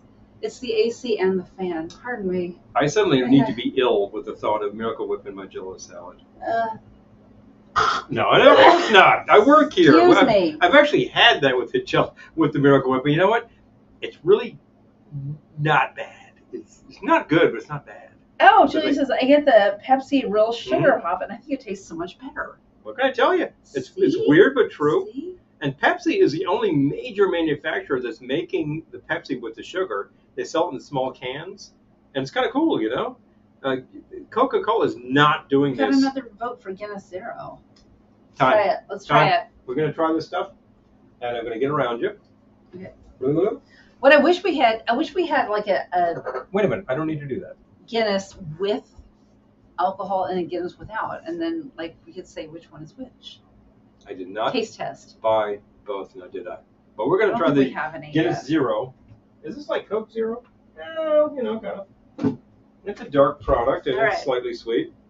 So it's a draft can. Is this made exactly the same way as the malt beverage with natural flavors? True. It's a malt beverage. I don't know. It's very low. Just for giggles, I want to see if this works the same way as the other cans. What do you mean? If it works the same way? It says nothing. You pop it. The cans usually say how they're supposed to be used. Does this have the widget in it? I don't know. We're about to find out. I think it does. I think I heard it. The widget. So here we go. The widget is a little plastic device that contains nitrogen. Oh, I know. That's what charges it. That's the kicker. So we're going to try it. You can hear it going. Ready? Yes, it does. Well, it's just sprayed everywhere. Putting on me, she says. We need to have something Beer to shower. sample with. Look at that. Thank Perfect you. pour. It looks like Guinness. Amazing thing. Just find me in a glass. Now, you really should let this settle Yours for a is second. like, I was gonna say, yours has way less foam than mine. Just saying. She doesn't like as much foam. It's Guinness is going to be foam. So here we can go. But I can tell Guinness Zero from regular Guinness, so it might take a minute. Right? I feel like I could, but you know, let's see. I don't know. That flavor profile is spot on. Mexican RC dime what? They got the body. They've got the bubbles. This is like they got the bitterness. This is really kind of spot on. Ryan says my favorite beer that you can drink while driving is Straight Edge from Sea Change. Straight Edge. I don't even know if we can get that. Is there a tie-in with who am I thinking? Right, of? it does look convincing. I like it. It's good. This is. I would drink this. I am drinking it. Is Straight Edge doing a tie-in with Minor Threat? I'm just asking. You know, could be. All right, so we're going to try something. Yeah, I thought that I would love to try this with a Guinness mixed drink. And I need a I need a Pilsner glass, which I didn't get. Did I? I'm getting one. No, I did not. She's getting one. I get most things. We were almost ready for this thing, but la. Oh, this is really great. We've also tried the Athletic product, which is excellent. Brooklyn product is excellent. Sam Adams product was very good. Yeah, so I got to say that like these all work best very well. non-alcoholic. Yeah. Oh, man. It's good. Gotta polish all these like glasses. What is with me? It's the dishwasher slightly inadequate. But I would try Straight Edge. I would try all of them. I mean, I remember years ago trying something. I was a teenager. There was a non-alcoholic product called Moosey, which I remember Moosey. I think came from Switzerland, and it was their slogan was, "It's the drink to choose when you choose not to drink." And I remember trying it, and it was basically like a Malta. It was just, I don't mean the country, of course. I mean like that the can of malt beverage that's non-alcoholic that you can get, which is very popular in the Hispanic community. And I've tried that too. That's pretty sweet. But Moosey was kind of dry, and I thought it was pretty good. And I thought as a beer, it's okay. But I didn't really drink beer at the time, being a teenager, you know. I remember Moosey. Everyone made fun of Moosey. Ha, ha, ha, ha. Today, people are drinking this stuff. And near beer. Near beer. Remember near beer. Near beer lady. So what you want to do with this sort of thing is try it in a Guinness mixed. What you want to try is a classic. And I thought, you know what? I could try to find really good bubbles, non-alcoholic, or I could actually use a product that we have in-house. Sparkling juice. It says sparkling apple juice. Moosey, so I can get one. I had to go to Saudi taste it. Oh, wow. Yep. Yes. We're getting a lot of votes for cane sugar and soda. Yeah, I agree. And I got to say, I would have to do the taste test because I'm not really sure I could do it. And the reason that HFCS is still popular with the major manufacturers, A, it's cheap. B, it adds a certain sweetness that's very specific. And I remember hearing one soda guy talking about, oh yeah, it's like that profile really works because they use that in combination with other sugars. And Although, works well. Amy gave us some, the coconut Dr. Pepper at Ohana. Those are good. Those are good. That comes with the HFCS. And I'm like, look, into each life, a little HFCS must fall. They're good, but that was though. okay. And she also gave us some stevia. Moxie. Yeah. Yep. Oh, stevia. Oh, yeah. I've heard that. I've got friends who really love the soda with the stevia. Now, I forget whether you need to pour the Guinness first or the cider. Anyway, classic snake bite. Fill this sucker halfway with cider. What I have here is a non-alcoholic sparkling. If I had an actual like cider that had fermented slightly and formed like tiny amounts of alcohol, that might be better. I'm going to try this. It's good. Could you give me a shot of bitters, please? I'm just going to dry this out slightly. Or whatever. Yeah, just a regular, that will do the job. Oh, garden stevia. Oh, nice to chew the leaves. Okay. Well, slightly sweet, you know. Things you never heard of as a kid. I'm going to add that to the recipe. So half of your cider and then fill with your Guinness. And you want to pour it like that, really noisy. Because you want to pour right from the center and allow that big head to come right through. I probably waited too long to really get the correct effect because we had to try it, but it's going to settle. It looks like a snake bite. Looks like a snake bite to me. And it's still forming the layers. I can still see the layers. Let's try it out. Oh, I finally get to using stevia. I use it in my coffee and tea. Oh yes, okay. Amy did bring the Moxie. Well, that's good. Amy brought the Moxie in spades. Amy is the best at just bringing us crazy. I was about to say, yeah, I had the Moxie, and during the event I had a Moxie or two, and it was like very invigorating. It's very good for the digestion, and it'll perk you up. And I don't know why people hate Moxie so much. It looks like an evil brew, but you know what? So many things are so much worse. It's good. It does not taste like a snake bite to me, but that's the cider. Cider is not. The cider's a little too sweet. A little too sweet. Yeah. So it isn't drying it out enough, but we could probably find a dry cider. Oh, monk fruit is good in tea and desserts. Oh, I've heard of that. Yeah. Hi, Ben. Good to see you. Ben says, dang, I love Moxie. Paul does too. This thing actually tastes a little like a Moxie because it's slightly sweet. Yeah, it's definitely good. I think it's a good substitute. Funny thing. I think you could serve that, drink that, whatever. But I would do that for a while, and I would try to improve it. It does not taste like a snake bite to me, and that's the cider. Yeah, because usually a snake bite is kind of a dry cider, which is good. Oh, Errol's saying they get Moxie at a fresh market in Oklahoma. Excellent. I love that. I didn't know you could get it outside of the Northeast. The apple ale was really good. Oh, yes, Dime, the apple ale is good. Thank you for that. It's basically, and also, it's a dry cider, but it worked really, really well. And also the bottle of wine you brought us, we emptied it, and now I'm like burning candles down in it because I was like, I want to make this into like a dripping candle bottle. Italian because it says restaurant. Mars Cheese Castle on it, which seriously I love. So. Oh boy. Getting down to the dregs. Slurr. A little noise on the air, whatever. They'll survive. I'm gonna move that over here. Do what you need. I thought I was hiding it appropriately. No. I'm trying to keep the back bar from getting messy. That's why we used to have a side table over here. Oh, Dime. You're so sweet. Thank you. Even in this configuration, this is quite good. Like, I'm good with this for the evening. This is nice. And I wanted something a little lighter because it's so heavy and hot that like one drink and you feel just like, whoa, I'm just kind of like schnocker.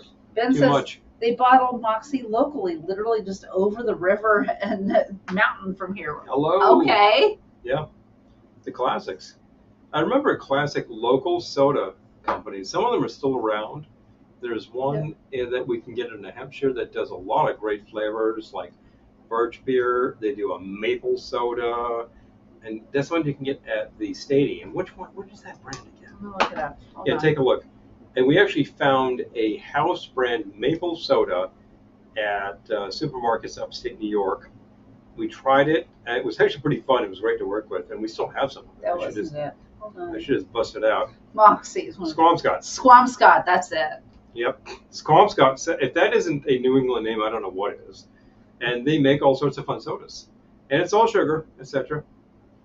Oh, Shasta was local for us, Pepper Tree says. Do you remember in Hayward. Do you remember the commercials from the 80s where they were trying to be kind of new wave? I do. And it was just sort of a keyboard, you know, and I want a Shasta. I remember that. Don't give me that soda. Yes. The same old cola. I want a rock and roll up. It was pretty. It was extremely hokey. I gotta say. I want a Shasta. Polar. Yes, maple soda. Yes, Peter. Yes. Peter, I've got some of these if you want to try such a product. And Amy Polar, I remember Polar growing up. That was all over. They have a bottling plant like near New Haven, I believe, because when we drive up 91, for some reason, we was like, oh, there we go, Polar. And Polar still Ooh. makes an excellent birch beer. I wish they used sugar. Ooh. But they also do a diet birch beer, so there you go. And they do all sorts of great Lisa stuff. made lavender cookies with stevia. Oh, really? We have lavender. We have lavender growing. I might need that recipe, Lisa. Let's talk. Let's talk. Definitely. Hi, Jim. Good Hey! to see you. Spot in the house. Nowhere. Yeah. Wow. Good Hey, to see you. Hey, Jim, I'm having a non-alcoholic snake bite over here. See, it doesn't even sound like it. Snake bite. This thing is awesome. This is the non-alc Guinness with the cider. It's just like the regular non-alc cider. This is great. Time we bought some of that maple soda. It's good. Mm-hmm. Definitely. There are other brands of maple soda too. Interestingly, the one that I remember, and very few people would remember this, but back in the probably like the teens through the 70s, 80s, in Rhode Island, there was a brand called Red Fox soda. And I would have to really dig in to figure out corporate history on this one, but they were around forever, and they made very classic sodas. They probably did a cola and an orange and all that sort of thing. But the one I remember, and this is the gold standard to this day, was their birch beer. That was the stuff. That they nailed it shut, and I've never had one that was exactly like that. Amy's saying I want to try all the weird Shasta sodas, but they don't distribute around here. Oh, I don't see them. Didn't Shasta do Tiki Punch? They did. Yeah, that tasted a lot like Dacian Treat as well. They did, but I don't know. I haven't looked lately to see if you can even get it anymore. So anyway, Jim, grab yourself some of that NA Guinness. This stuff, Guinness Zero. It's like Coke Zero, but for beer. And there's also the apple juice sparkling apple juice from the supermarket. You can get Martinelli's. It's excellent. We got the one that's the house brand at ShopRite. I think you got ShopRite. And literally half, boom. It's good. This is good. It doesn't taste like a snake bite to me, but it's good. If you can find a drier non-alc cider, it's better. So we're going to do that. We're going to do that. Yes, Red Fox soda. Yes, Errol, same thought. When you crack it open, does it make you laugh? You want this soda? You got to crack a bottle. Put it in there, dummy. We just had a Shasta Tiki Punch with some rum a couple of weeks ago on our show. We had a friend who was so obsessed with the Shasta Tiki Punch. Yeah, he did a thing where he did. Oh, Dan's asking, Are you on non-alcoholic drinks? This one has alcohol. My first one. But this is my new favorite highball. My first one was the lightened up pina colada, and that definitely had rum in it. So yeah. Ooh, Pennsylvania Dutch birch beer, yeah. Oh yeah. Vanilla is a common flavoring ingredient to it. The basic ingredient should be like a birch oil, which has a slightly wintergreen flavor, I hear, and that's the kicker. It does not need to be red. I did not grow up with red birch beer, but frequently it is. I'm going to share my new favorite highball. Yeah. So, I was thinking of a gin and tonic, but I thought, well, what about an aviation and tonic? So I call this the paper airplane. 1.5 ounces gin. The Sopwith Camel. 1/2 ounce creme de violette. 1/2 ounce fresh lemon juice. 4 dashes cherry bitters. Chilled tonic. Boom, boom, boom, boom. Add to your chimney I tried it. Filling with tonic. Comma is good. I would drink that a lot. I'm not usually a big fan of highballs because I don't drink them quickly enough and then the ice just melts. I like this one a lot. But we're under like heat conditions and terrible air conditions, so you might as well drink tall things. It's good. I think it's good. I added more of the Guinness, and I think it dries it out and makes it better. Yeah. Yes. With this, if your cider is sweeter, you want the proportion of Guinness to be a little higher. Yeah. Note to the wise. That is good. Saying that to Jim, who's here, and the rest, and the rest. There you go. Peppertree wants an aviation. Oh, I know. Soda. I know Peppertree. I gotta tell you. I want an aviation now. It is good. Aviation is just classic, and I love that we make them so it's actually, you gotta like mix a drink, pour it without the violette, and then you just kind of slip it in. And then suddenly you get this little layer on the bottom. Special effects. I love that. Oh, okay. We got another fan of the non-alcoholic Guinness. So many fans of NA over here. honestly, it's good. And Elaine, I believe, has a certain Irish heritage, as do I. So she might have been, familiar with the product. I hadn't put another can in the fridge. I'm like, we'll have one after this. Let's do that. I think that, like, if you got that in your background, you do that. Although, yeah, Jones Soda. My grandfather was straight out of County Cork, and he just drank Schlitz. Schaefer, one of those things. Well, I think your grandfather was probably, and I say this with all the respect, was probably going to drink whatever semi-decent beer was the best price. Whatever the wife put in front of him, that was a good price, Yes. Guinness was an import product by then. It's like, you weren't going to drink it. You would have what was going. What was going were these like light German lagers. I feel like our grandparents were not like, oh, I don't know, this beer isn't crafty enough for me. Like our grandparents were like, yay, booze. At the time, they were probably drinking fairly locally made beer because it came from the plant in like Saugus, the plant in Brooklyn, the plant in Pennsylvania, Latrobe, Pennsylvania. You drank beer that wasn't made that far from you. The beer to have when you're having more than one. Exactly. I'd buy that for $1. Boom. Seriously. But anyway, if anybody could illuminate me on Red Fox soda, I'd like some details on this because this is like deep in the back of the head memory. Let me Google that for you. Let's check that out. Back in the day, there was such a thing. And the thing is, what's the kicker? All right, Scout Camp, 1980s. When you became part of the leadership corps, all the kids went to bed, and then you sodded off to the trading post. The trading post is where you would trade U.S. currency for sodas and things like that. You enjoy what you get. Exactly, And the adults, you think the adults would be sitting there cracking against it. Now, they didn't drink beer, but they would have a lot of cigarettes. So you would have a lot of things like these sodas. And what you would have, they were serving Red Fox birch beer. And this was so old school. Bottles, I think they were deposit bottles, and you'd pop the cap and it had cork inside. Good grief. Why was this still being made then? And it was awesome. It was this great flavor. If I could figure out that formula, we're done. It's like sarsaparilla. There used to be one brand on the market. It's like there used to be one brand of ginger beer. Well, that's what I'm kind of getting at. Old time was great. When I talk about your grandparents, our grandparents, I think that like they just were happy to have beer. Mm-hmm. I don't think it was like, oh, this isn't good enough for me. Like I think they just they got were like, yay, I can afford beer and enjoyed it. You look at 60s issues of Playboy, there's lots of ads for Schlitz. That's probably what my dad drank.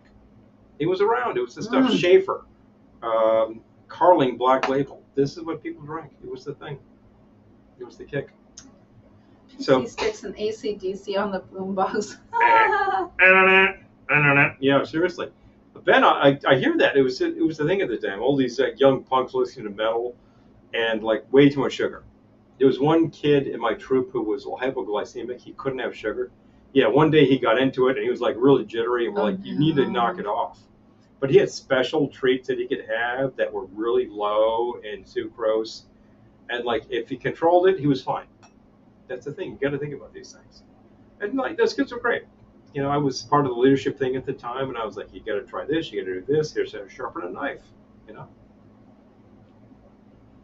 Oh, if anyone could recreate birch beer, it would be you. Aww. Sir, I accept the challenge. Let's go forward. Let's see what we can do. I think that the fact is that all of these formulas had to be registered with the patent office. And if you dig in, it's like somebody actually did a whole presentation. Oh, Jolt Soda. I do remember Jolt Soda. Jolt. We used to be able to get it right across the street here at Dollar General. Is it gone now? I don't know. I've never looked. Well, I haven't looked lately. I've looked and I have not seen it. I haven't seen it. But yeah, they used to have Jolt Soda. You remember their slogan from the 80s? All the sugar and twice the caffeine. I do remember that. I remember people would actually, they had to pull all-nighters that were drinking a lot Good of night, Jolt. Peter. And they did it. Peter, thank you so much. You have a swinging evening. You have a swinging evening yourself. Man, I'm still trying to like get myself back on this planet, but we're doing pretty well. We're doing pretty well. Like it's a lot of fun. There's a lot of great stuff we served tonight, and we're going to keep going. Well, for a while anyway. Tom Collins. Oh yeah. Let's see. OK Cola. Oh, what the hell is OK Cola? No way. Amy says my grandfather owned a bar. He told my mom and my aunts to order Tom Collins when they went out for drinks. That was probably good advice. Well, he knew what was foolproof. Yeah. Because some of these drinks, like whatever, although if you're at any bar in the United States right now and you ask for a Manhattan, there's 2 ingredients to that person, maybe 3. That's it. If you're using good stuff, how can you go wrong? And you can go so wrong with these things. First thing that people do is think that it has to be served on the rocks. Why? I order a Manhattan without saying straight up, they serve it to me on the rocks. A martini, you order the thing, it's always straight up. Why? That's the thing. It kind of gets me. And like, I got to remember because I don't think about it when I'm out of the house. And then it's like, no ice. No. I don't want ice in that thing. Shake it cold, pour it like James Bond. I'll have the Manhattan. Thank you very much. I'm thinking of Jolt soda. Jolt. I remember fond memories. I remember buying that in the way 80s. Too sugary soda. In the 80s, and also Mountain Dew because I heard it was high in caffeine.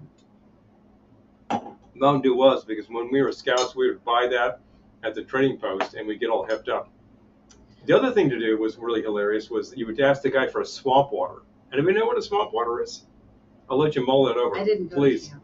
No, you didn't go to camp. No, but I'm thinking about Jolt and Mountain Dew.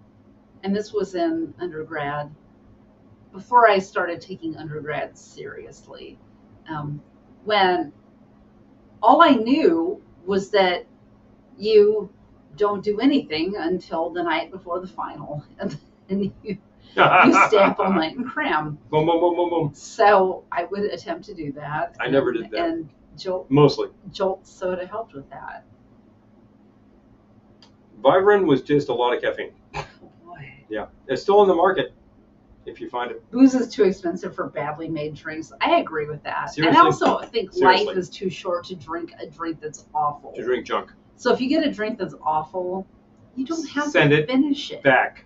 Yeah. I was just talking to somebody today about getting like a really, a fairly joke of a drink that was supposed to be a Jack Rose. And. Oh, was that the story from Keen's?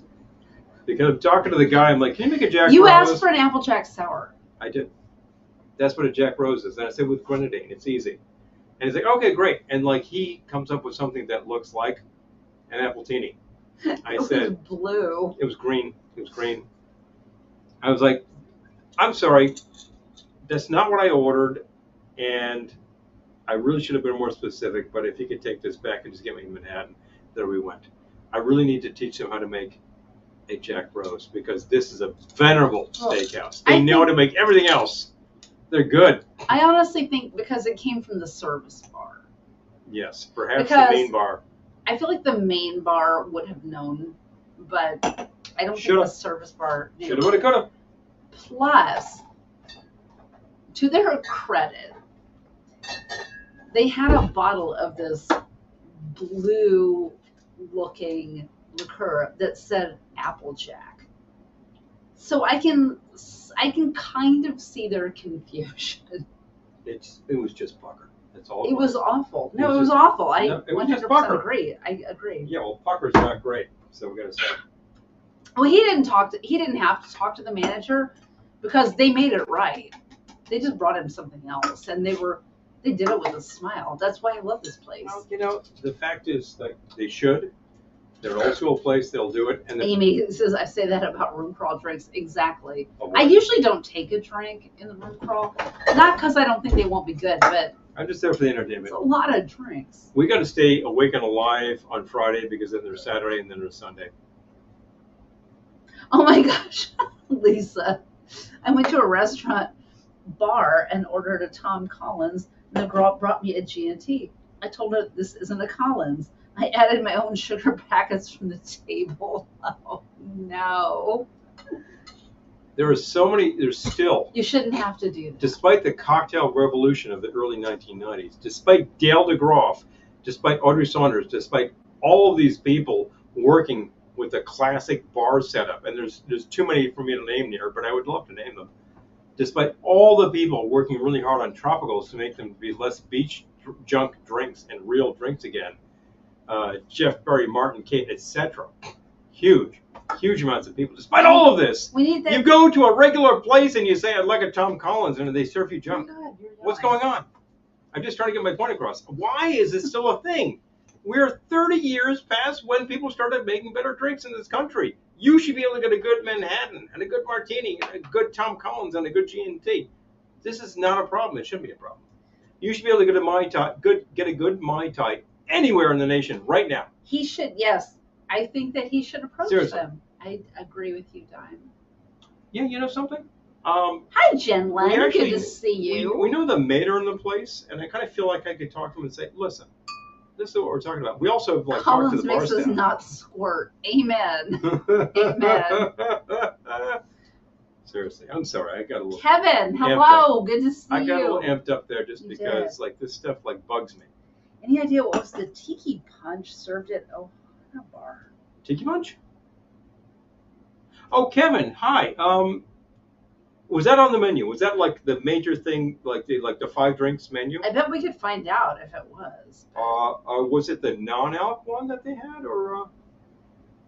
Because the drinks actually named what was in them, and we could find out exact proportions for you pretty easily. Can you bring out that other Guinness, please? Yes, I could. Let's do that right now. Here we go. We calmed down. We're good now. I'm glad to hear it. I've stopped reeling about such things. I'm glad to hear it. Ooh, it makes me mad. Apparently so. That's staying It's a bit of a sport finding the quality drinks. Exactly. You really, I swear, Dan knows, because Dan has searched long and hard about such things. Ooh, that's kind of fizzy. I'll take one of those towels, please. You will, won't you? I'm keeping it from going all over the computer. Oh, good grief. I guess you have to pop it and go fast.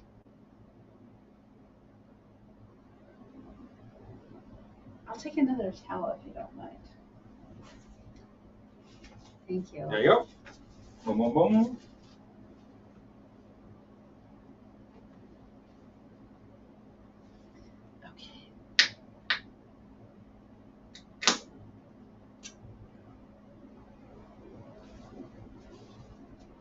Nope. Yes. There we go. Boom. I agree that these drinks, any steakhouse worth its salt should know how to make a Jack Rose. But you ordered an Applejack sour, and then they gave you something in a cheesy bottle that said Applejack. So I feel like the lesson here is be aware of what's going on out there so that you don't end up stuck with something weird. I ordered a Jack Rose, which you can find in the Mr. Boston Bar Guide from 1933 when they started until today. Any bar worth its salt would look it up and be like, bang, we can do that or we can't do that. And if they didn't have the Applejack, I could take brandy and it would be fine.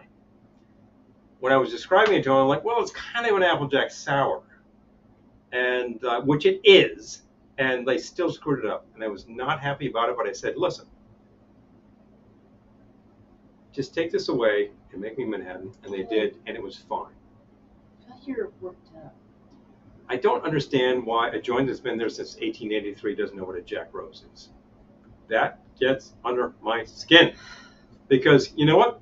They know what a mutton chop is, and who the hell else does? Wow, do they cook that well. Dano, this is the joint we've talked about. They have a little sign they sign in the floor in tile that says clam bar. Clam bar. Ooh, yes, what's that all about? Exactly. You can't serve expensive steaks and not serve well-made cocktails. It's a recipe for disaster. Every place. Exactly. I just feel like most of the people going into this place are ordering either wine or martini, Manhattan. Yeah, classic. Straight hooch. Sidecar. They do that to a T. I feel like nobody is ordering a sidecar but us. Possibly, but they do it to a T, which means they know what they're doing. Guess what? What other place is going to serve you a sidecar to a T? All the hotel bars in New York. French 75. They can do a French 75 in a second. Yes. They know what they're doing. You don't need to advise them. And I don't. And you know what? During the summer, which we're going to find out because Paul's birthday is coming up. Hello. 1 month. They do they sometimes do a Mai Tai. And Dano, this is the best Mai Tai I've had outside of an actual tropical bar in New York. Lisa does the same thing calling. He's a little worked up tonight. I'm just saying. Sometimes you get a little under your skin and I have to kind of take you down. You do it to me too. So, anyway.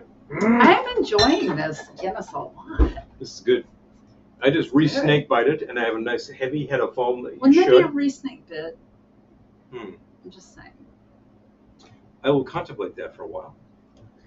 Bited bit. It would be bit. Maybe a bit. We were still looking up something. I don't know. We were looking up something. I lost that thread a long time ago. Let's see. Kevin had a question. Scroll up, please. All right, Kevin, what we got here? Tiki Punch. Tiki Punch. I have a picture of this because somebody sent it. I might have taken it myself. Okay. Oh, Jim Lynn, how's the movie going? Yeah. So, Thank you. we have one location, and I think we are on to another location. So, I feel like with this particular film, that is most of it. So, I'm excited. And got to get our act together. But yes, we will be filming soon. I do not have this picture. Ben says, oh my gosh, Ben, this is so funny you would say this. Ben says, I once made the mistake of trying to order a Mai Tai at Red Ramen. It was hilariously bad. Okay, so. Oh, man. We had. What did you get, Ben? Just asking. We had 2 balloon twisting gigs on the 4th of July. One from 10:30 to 2:30? From like 10:30 in the morning to 2:30 in the afternoon. And then we had another one at 5:30. And we had to travel between the two, but it gave us enough time to get food. So the second gig was in Piscataway, New Jersey. Hello. Which we'd never been to before.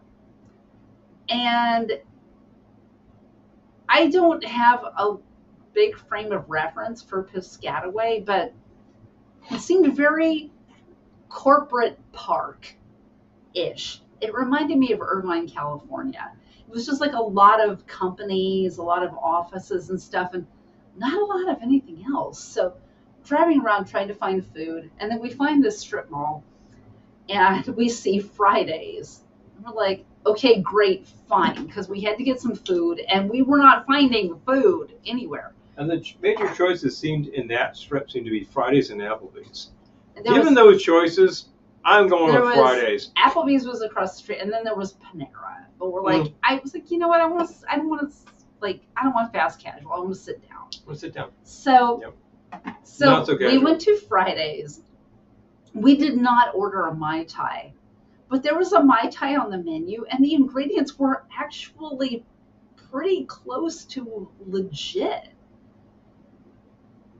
I don't know. It was just kind of funny that the Mai Tai at Fridays had all the right ingredients. There was nothing spurious. We didn't try it because we had to go back to a job, but it looked like they had everything you would put in a Mai Tai.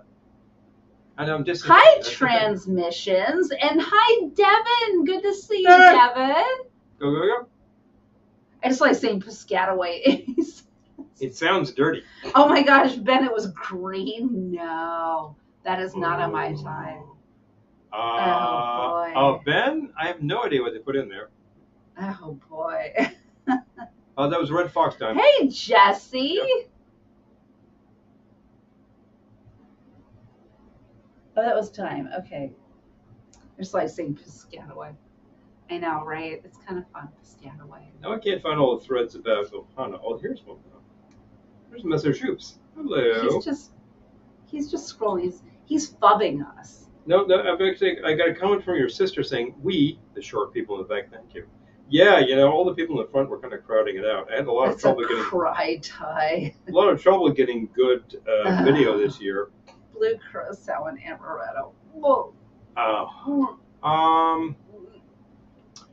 All right, so the blue. I don't consider it a substitute. We disagree. All right. So blue curacao has the right orange flavor. If you use curacao, you can use blue curacao. We've done blue ties before. It's fun. Hi, Tracy. It's fun. It's stupid. Whatever. Amaretto is not exactly spot on, but if it's all you got, you need almond flavor in there. Okay. But did they use a ton of it? They were like an ounce, way too much. That's potentially what killed that. Did they have real lime? Did they put like a real half-ounce squeezed lime in there, or was it sour mix, which is more sweet? You know, they could F that up so easily by just not getting the proportions, and you're like, forget it. I hate when you can't make a Mai Tai. It's 4 things! Oh, Tracy, I'm glad you Seriously. can make it. Wake up, people. Paul's on a rant tonight. I'm talking about bad drinks. We just made some great drinks. On a rant tonight. I'm enjoying some NA Guinness with a little cider, and it is an NA snake bite. It was definitely sour mix. I want to serve this next year at Ohio. Oh, ugh. That's how they screwed it up. You don't use sour mix. You use lime. You don't need the sour mix because you have all that sweet stuff in there. For Pete's sake, 4 things.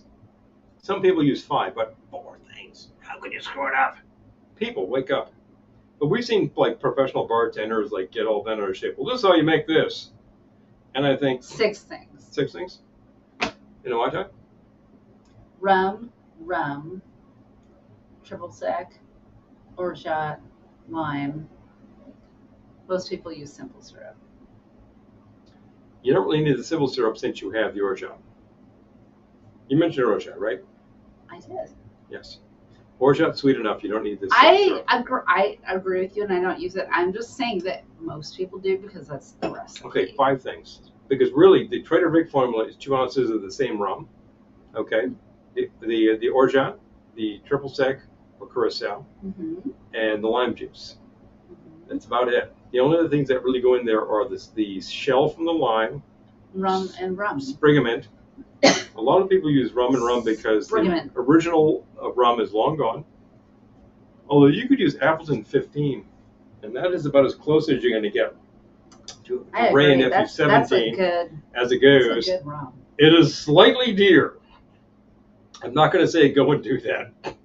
Frankly, it kind of sounds like a waste. But I'm not going to say don't go and do that either. So. Oh, for Pete's sake. So this like string of verbal idiocy called the internet here. I'm trying to find pictures from like a week and a half ago, and it's totally gone. So sorry, Kevin. I'll dig in. I'll try to find that menu for you to figure out what we're talking about, because it's not that hard. And guess what? We can probably find the exact formula for you. It's not that hard. So, Errol, whatever F you want to put in there is perfectly fine by me. Yeah, exactly, Amy. And don't forget the rum.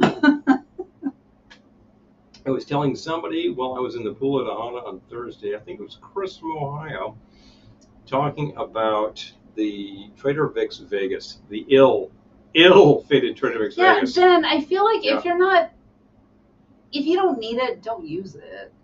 I mean, we leave it out in our Mai Tais, the simple syrup. Here's the funny I don't thing. need it, but Here's the I funny feel like if you're a purist, leave it. But well, Errol, you're a military guy, right? So like, I think your usual is exactly what I think you're about to say, and like, yep, keep saying that. You remember all the military acronyms like FUBAR, TAFUBAR, FUB, all that kind of stuff. Oh yeah. What was that? Typical. I got to figure all these things out. There was a long lineup of WW2 acronyms, which are hilarious. And like, it tells you something about these folks' faith in upper command. But, there you go. So what was the question we had here was talking about the Mai Tai business. Look, it's 4 things. It's 4 things. Some people use 2 rums to make it 5 things. Before. Some people use 2 rums to make it 5 things. When I said 5, I meant some people use bitters. Fluor. I use bitters. It kicks up the flavor on the rum.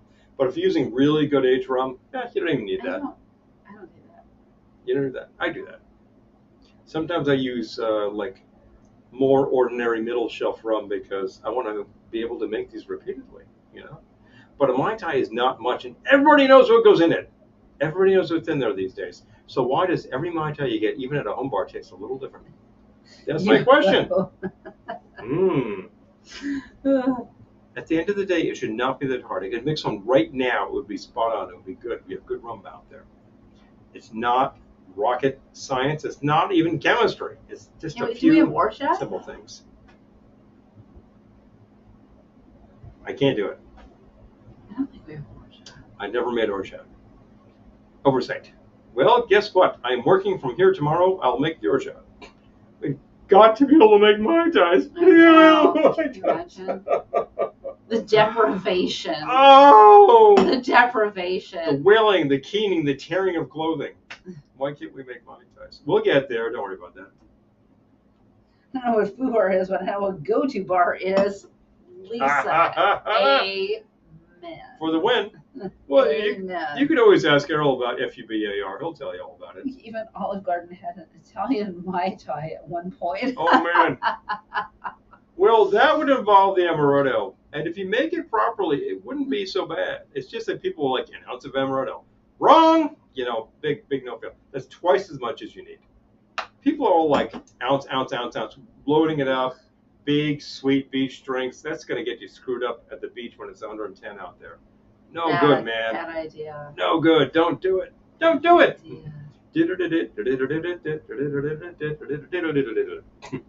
I trust Paul's taste. I never tried Appleton 15.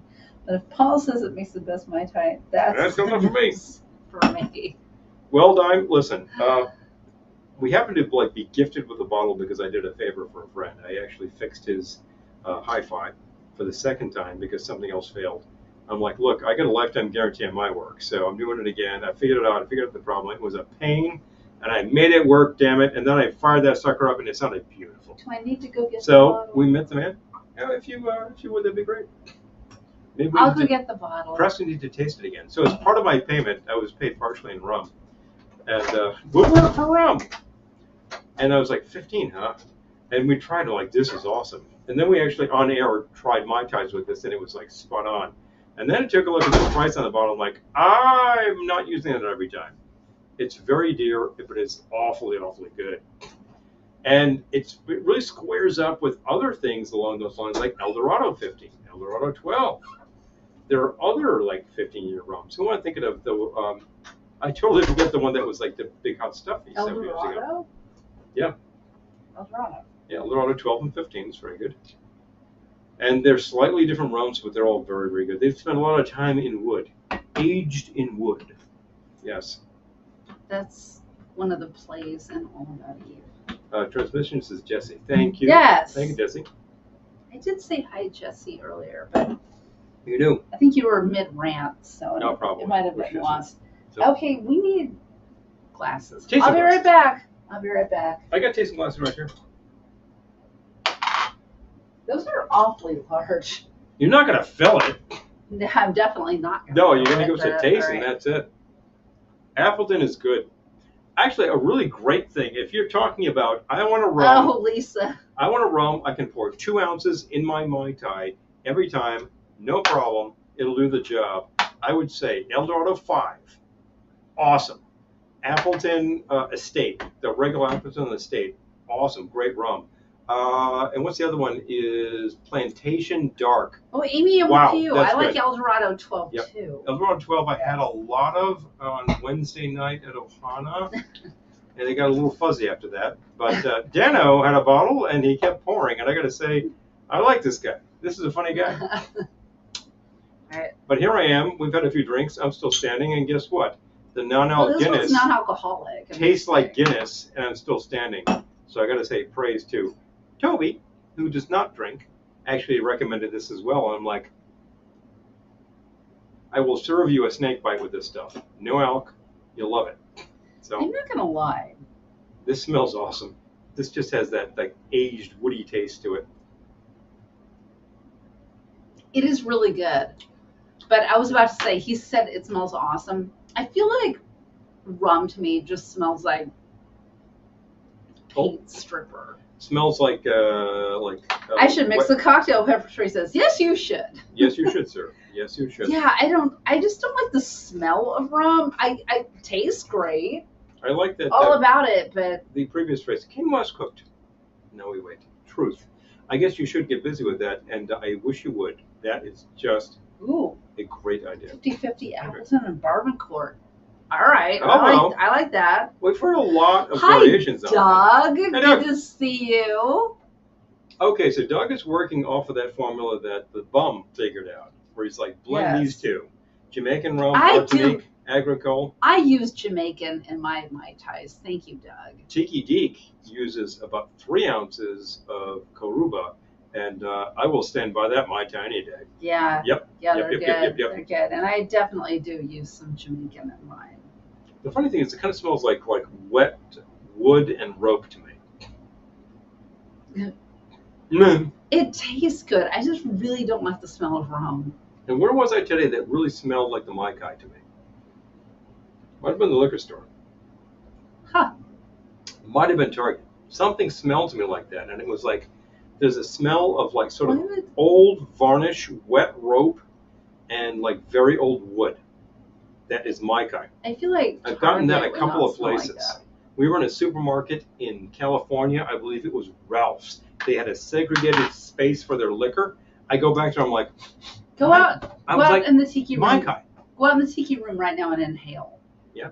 You're getting a specific aroma? I was definitely getting an aroma like that, so go do it. Okay, don't tell me what you think it was. I'm not. I'll tell you what I think it was. And boom. Tonight I'm going to cook. Oh, Valley High in San Diego. It was so much fun. I just sent him out to the tiki room to take a sniff. Smells like humidity. Brooklyn, 1989. No. All right. Okay, what's your idea? I don't know. I got to go sniff it again. Oh, okay, go sniff it. Okay. Okay. Here, I'll let you back in. All right. Okay. Come back. So once again, this is how you make a squirrel. I didn't actually demonstrate that. I just tied it. When you get the good balloons, you can twist the hell out of them. They'll work really well. Why is it a squirrel? It's got the long tail. The giraffe has a long neck. That's about it. They kind of work the same way. And you can keep adjusting things to make it look proper. And you can put like eyes on it and stuff like that. Lots of fun. Orange squirrel. The eastern gray squirrel is the one that you're all familiar with. Excellent scavenger. Takes care of a lot of plants and nuts and things. Kind of a nice little rodent, although they're pesky. That's good. That's good. It definitely does not smell like Brooklyn. Well, Brooklyn tended to smell like, I'm not even going to say what it smelled like. Not good. Not good. I don't know, just the humidity has calmed down slightly. And okay. It's still really hot out there, but yeah, I don't know. It's just kind of making me think about like maybe an old house. Yeah. Which this is. I don't know. And that is a lot I was getting a definite vibe from it, which you ruined by saying it smelled like Brooklyn. And yeah. I'm sorry. I've ruined the vibe. Well, it's definitely old wood and wet wood and old paint and a lot of lead paint and that kind of stuff. And to give you a specific impression. Oh, Julie, I love that. You can just say, oh, here's your cat. Here's your cat. Here's your cat. Yeah. Squirrels. Jesse's on that. Squirrels are my favorite animal. We have a lot of them. They're all over the place. And I always see them like scouring here, there, and in the backyard. And I open the window and I go, this? What's this? How would you compare 15 with a Zacapa? I could answer that, yeah. I'm just saying about squirrels. I always see them around, and I open the window and go, punk! Because they're skulking in the backyard all the time, those little guys. But they're cute, and if you yell at them, they go away. So the question about that, Zacapa is listed as 23-year-old. This is slightly a misnomer because it's made by the Solera method. Solera is you keep putting in old, like sherry, into the young mix. So you keep mixing and mixing, so you actually reinforce the young product so it tastes older and good. And is all of that in the bottle 23 years old? No, it's not. So it's kind of like the oldest thing in there is 23 years. What is the youngest thing in there? I don't know, probably 2 years. It's kind of tough to say, but that's the law. It's legal. And ultimately, Zacapa 23 is very tasty. There also used to be a product called Zacapa 15 that are called being great too. And that's well off the market because there's another brand in that line that fills that niche. So they just went over that. I would say that of those sorts of things, the Zacapa probably has more notes ultimately, but will I say that it's a better drink? No, not really. It's just a different thing, different beast. The 15 on the Appleton is really nice. That's potentially all you need to do. Like sourdough starter, exactly. Sourdough starter. There you go. Yeah, you just keep recycling, it goes. And Solera is a time-worn process that makes great sherry, and you can apply the same concepts to rum and make good rum. So there you go. Well, there you go, indeed. So there you go. Anyway, but Okay, that was good. I enjoyed that. this is good. I re-upped the amount of cider in there, so I've still got something that's very snake bite. I would still like that to be slightly drier on the cider. Go back to a little more wine, though. Little red wine. Oh, well, that's not bad. Go back to a little more wine. That's not a bad place to be. Just saying. One is just saying, that's a kicker. But yeah, sourdough is a good comparison because you've got a product that's live, that keeps going. If you keep feeding it, it keeps going. It will go basically forever. And like if you were to take a bottle of cider that has not been pasteurized and you just leave it on the counter, it will start to ferment because of the natural yeast in the air. And we've done that many times, and it's a lot of fun, and it will make hard cider. It's a bit unpredictable, and sometimes you can get something that's a little heavy. Who knows? Who knows what you get? Hard grenadine. Or the hard grenadine. Yeah, the grenadine is fermenting. It's very sugary. Maybe this fridge needs to have a temperature adjustment. We need to look into that. Yeah, thanks. I'm telling you. It's hard to get these things very consistent. I'm just saying. I left the TV on, and now it's on Gidget. Gidget. The TV series. Yep. So like this. My TV knows me better than I know myself. So like the squirrels plant the nuts because they're hiding them for later, and apparently they forget where they put them. So that's why they plant just thousands of nuts constantly, and then they'll find some of them and eat. But then the rest of them will grow.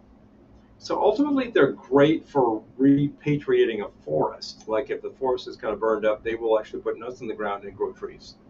So they're our buddies. I just finished reading a book where a squirrel buried both an Elvis wig and a cinnamon raisin bagel. They will scavenge anything, they said. Seriously. We do that with my parents' apples in the fall when they fruit. Oh, naturally yeast get funky indeed. Yes. Funky. If you try some of the Jamaican rums out there, I believe there is Rum Bar rum. Is like Worthy Park. Worthy Park is heavy, a little higher proof, and it just has so many esters, so many flavors going on. It's just like, what am I tasting? So many things. Yeah. But they'll work with a lot of wild yeast. They come up with this heavy, very old school rum product. It's a little undisciplined and a little fun to work with. So I really have to hand it to Worthy. They've really got a great product, Errol says, where I work, they have a sign that says, "Safety begins here." And the left side of the gate is open, and you pull up, it says, "Gin's here." Gin's here. Gin's here. Oh, okay. Let me in. Let's go. Can I have that with some tonic water, please? Thank you so much.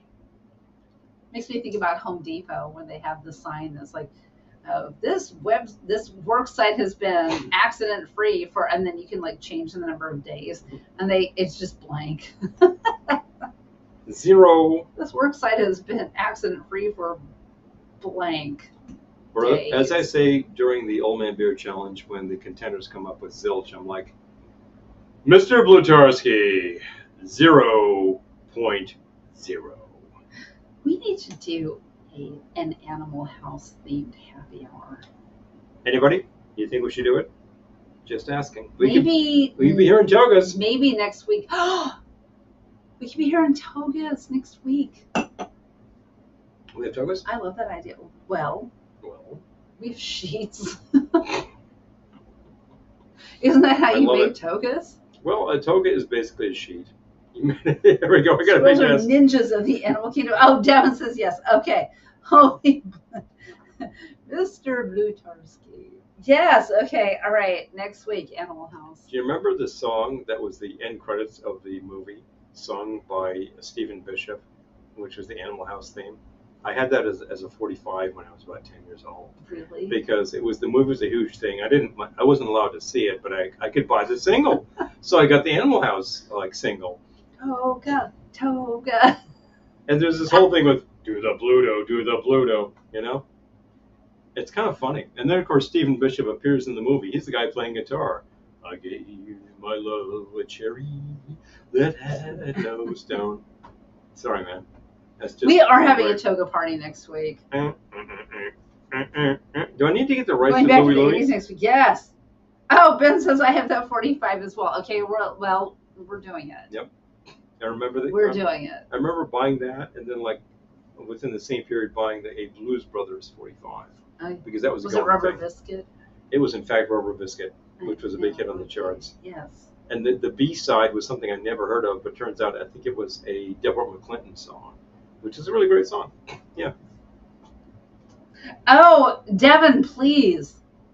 Okay. I got to learn how to make a toga, so please. Let's make some togas. It's really just a sheet that wraps around a few times, much like a not a muumuu. Lava lava. Moderated because lava he had lava. fat in his comment. What? What? Oh, You've been moderated out there? Son of a. Let's see. Oh yeah, seriously. Oh jeez. He just takes care of it, and then he's just holds on the reins, and he's like, "Sorry, man." Yes. You know. See more people she smashes. Kind of deserves it. Me to tears every time I watch it. I always think of D-Day driving the Harley up the stairs. You know, it's just. This whole thing was basically based on some guys who attended Dartmouth in the early '60s. You're like, Dartmouth? Delta House was at Dartmouth originally? Faber House. Good old Faber College. Faber College. That was it. Dean Wormer, you know, toga. We all saw this in the day. It was a fairly raunchy picture, but it's kind of hilarious. Oh, Devin, thank you. Good I'm memories. going to screenshot your comment. I have good memories of such things. And I knew friends who were able to watch things I wasn't able to watch, so I felt deprived. But you know what? Eventually we saw it all. And there we go. And it was fun. And I got to say that, ultimately, fairly harmless, all things considered. Toga. You having a party? Do we need to get the rights for Louie Louie? I'm just saying. What is asking? Louis. We actually own the original Richard Berry Louie Louie on a 78 RPM record. And every Louie Louie day, I have to whip it out and play it because it's Louie Louie Day. We've got Richard Berry. Of course we've played it. It's awesome. Devin, thank you. It's awesome. Love it. And how many versions are there by now? 12,000. There's a lot to choose from, and there's some great ones. So who knows? Yep. They fit every body type and look good on everyone. Well, I can't think of a better reason to do a toga party next week. I think the Greeks and Romans knew something when they saw it. Meatballs exist. Why? Oh, man. Anyway. So, kids, Paul is signaling me. It's been a couple hours of jollity on the old boards Jollity. We've had a lot of fun drinks. I've had a lot of non-alc Guinness, and it's been good. And it is good. I'm still standing. Thumbs up on it. And I've actually trucked into the big city, which usually exhausts me, and I should be falling over by now. But I'm feeling good. Feeling good. I had a pina colada, lightened version. It was good. I could repeat that. It would be fine. You've had a little wine, but you've also had. I had a sangria. Right. The Bell Rosen, which was my sangria, and I had the Paper Airplane, which is my sort of mashup of aviation and a gin and tonic. Aviation variation is my new favorite highball. I'm going to try that with the maraschino and see where we are. Coffee rum donut, Klondike bar. Oh my gosh! Oh well, so good. You know, close enough, right? I know, it's that time already. Okay, so next week, toga party. Toga. Be here. Be here or have a little fun. There. Be here or be trapped. Who is your favorite character? Do you like Otter? Do you like D-Day? I kind of like D-Day a lot myself. The actor was a really fun guy. And I also like the Deathmobile. Big fun. Pepper Tree, thanks so much for joining because, you were talking about things quinoa's done, time for a cocktail. I'm like, oh, yes! I want both of those things. please. I know. Make fun. We tried the non-alc Guinness. I recommend it highly. Guinness Zero is well done, spot on. Straight up is great. It works exactly like a Guinness. Yeah. I think the flavor profile is exactly what you want. It is. If you wanted to make that into a Guinness mixed drink, find yourself some dry cider, non-alc. Find yourself some dry bubbles, non-alc, and go from there. The bubbles we've tried that are non-alcoholic tend to be sweet, so we need some experimentation. Yeah, we need a drier, non-alcoholic cider. But we could find that easier than we can find the bubbles. We'll work with it. Oh, Julie, yes, Snake please bite. practice your toga making. Yeah, I want to see it. Let's try it. Okay, and we're gonna do it too. Shall we? We've just got our new theme. That's good because otherwise I I'm have no idea what I'm excited. doing. I'm excited. I used to And watch by the way, Animal House again. anybody who is like around has been around New York City. I got Mr. Softy. I got Mr. Softy today at work because they were doing that. Oh man, we were so happy. It's kind of a great thing. Made it worth it going to the office because I do not usually do that on a Wednesday. That's a big ask when we got to go live for 2 hours with you. We don't have to. We Right choose here. to.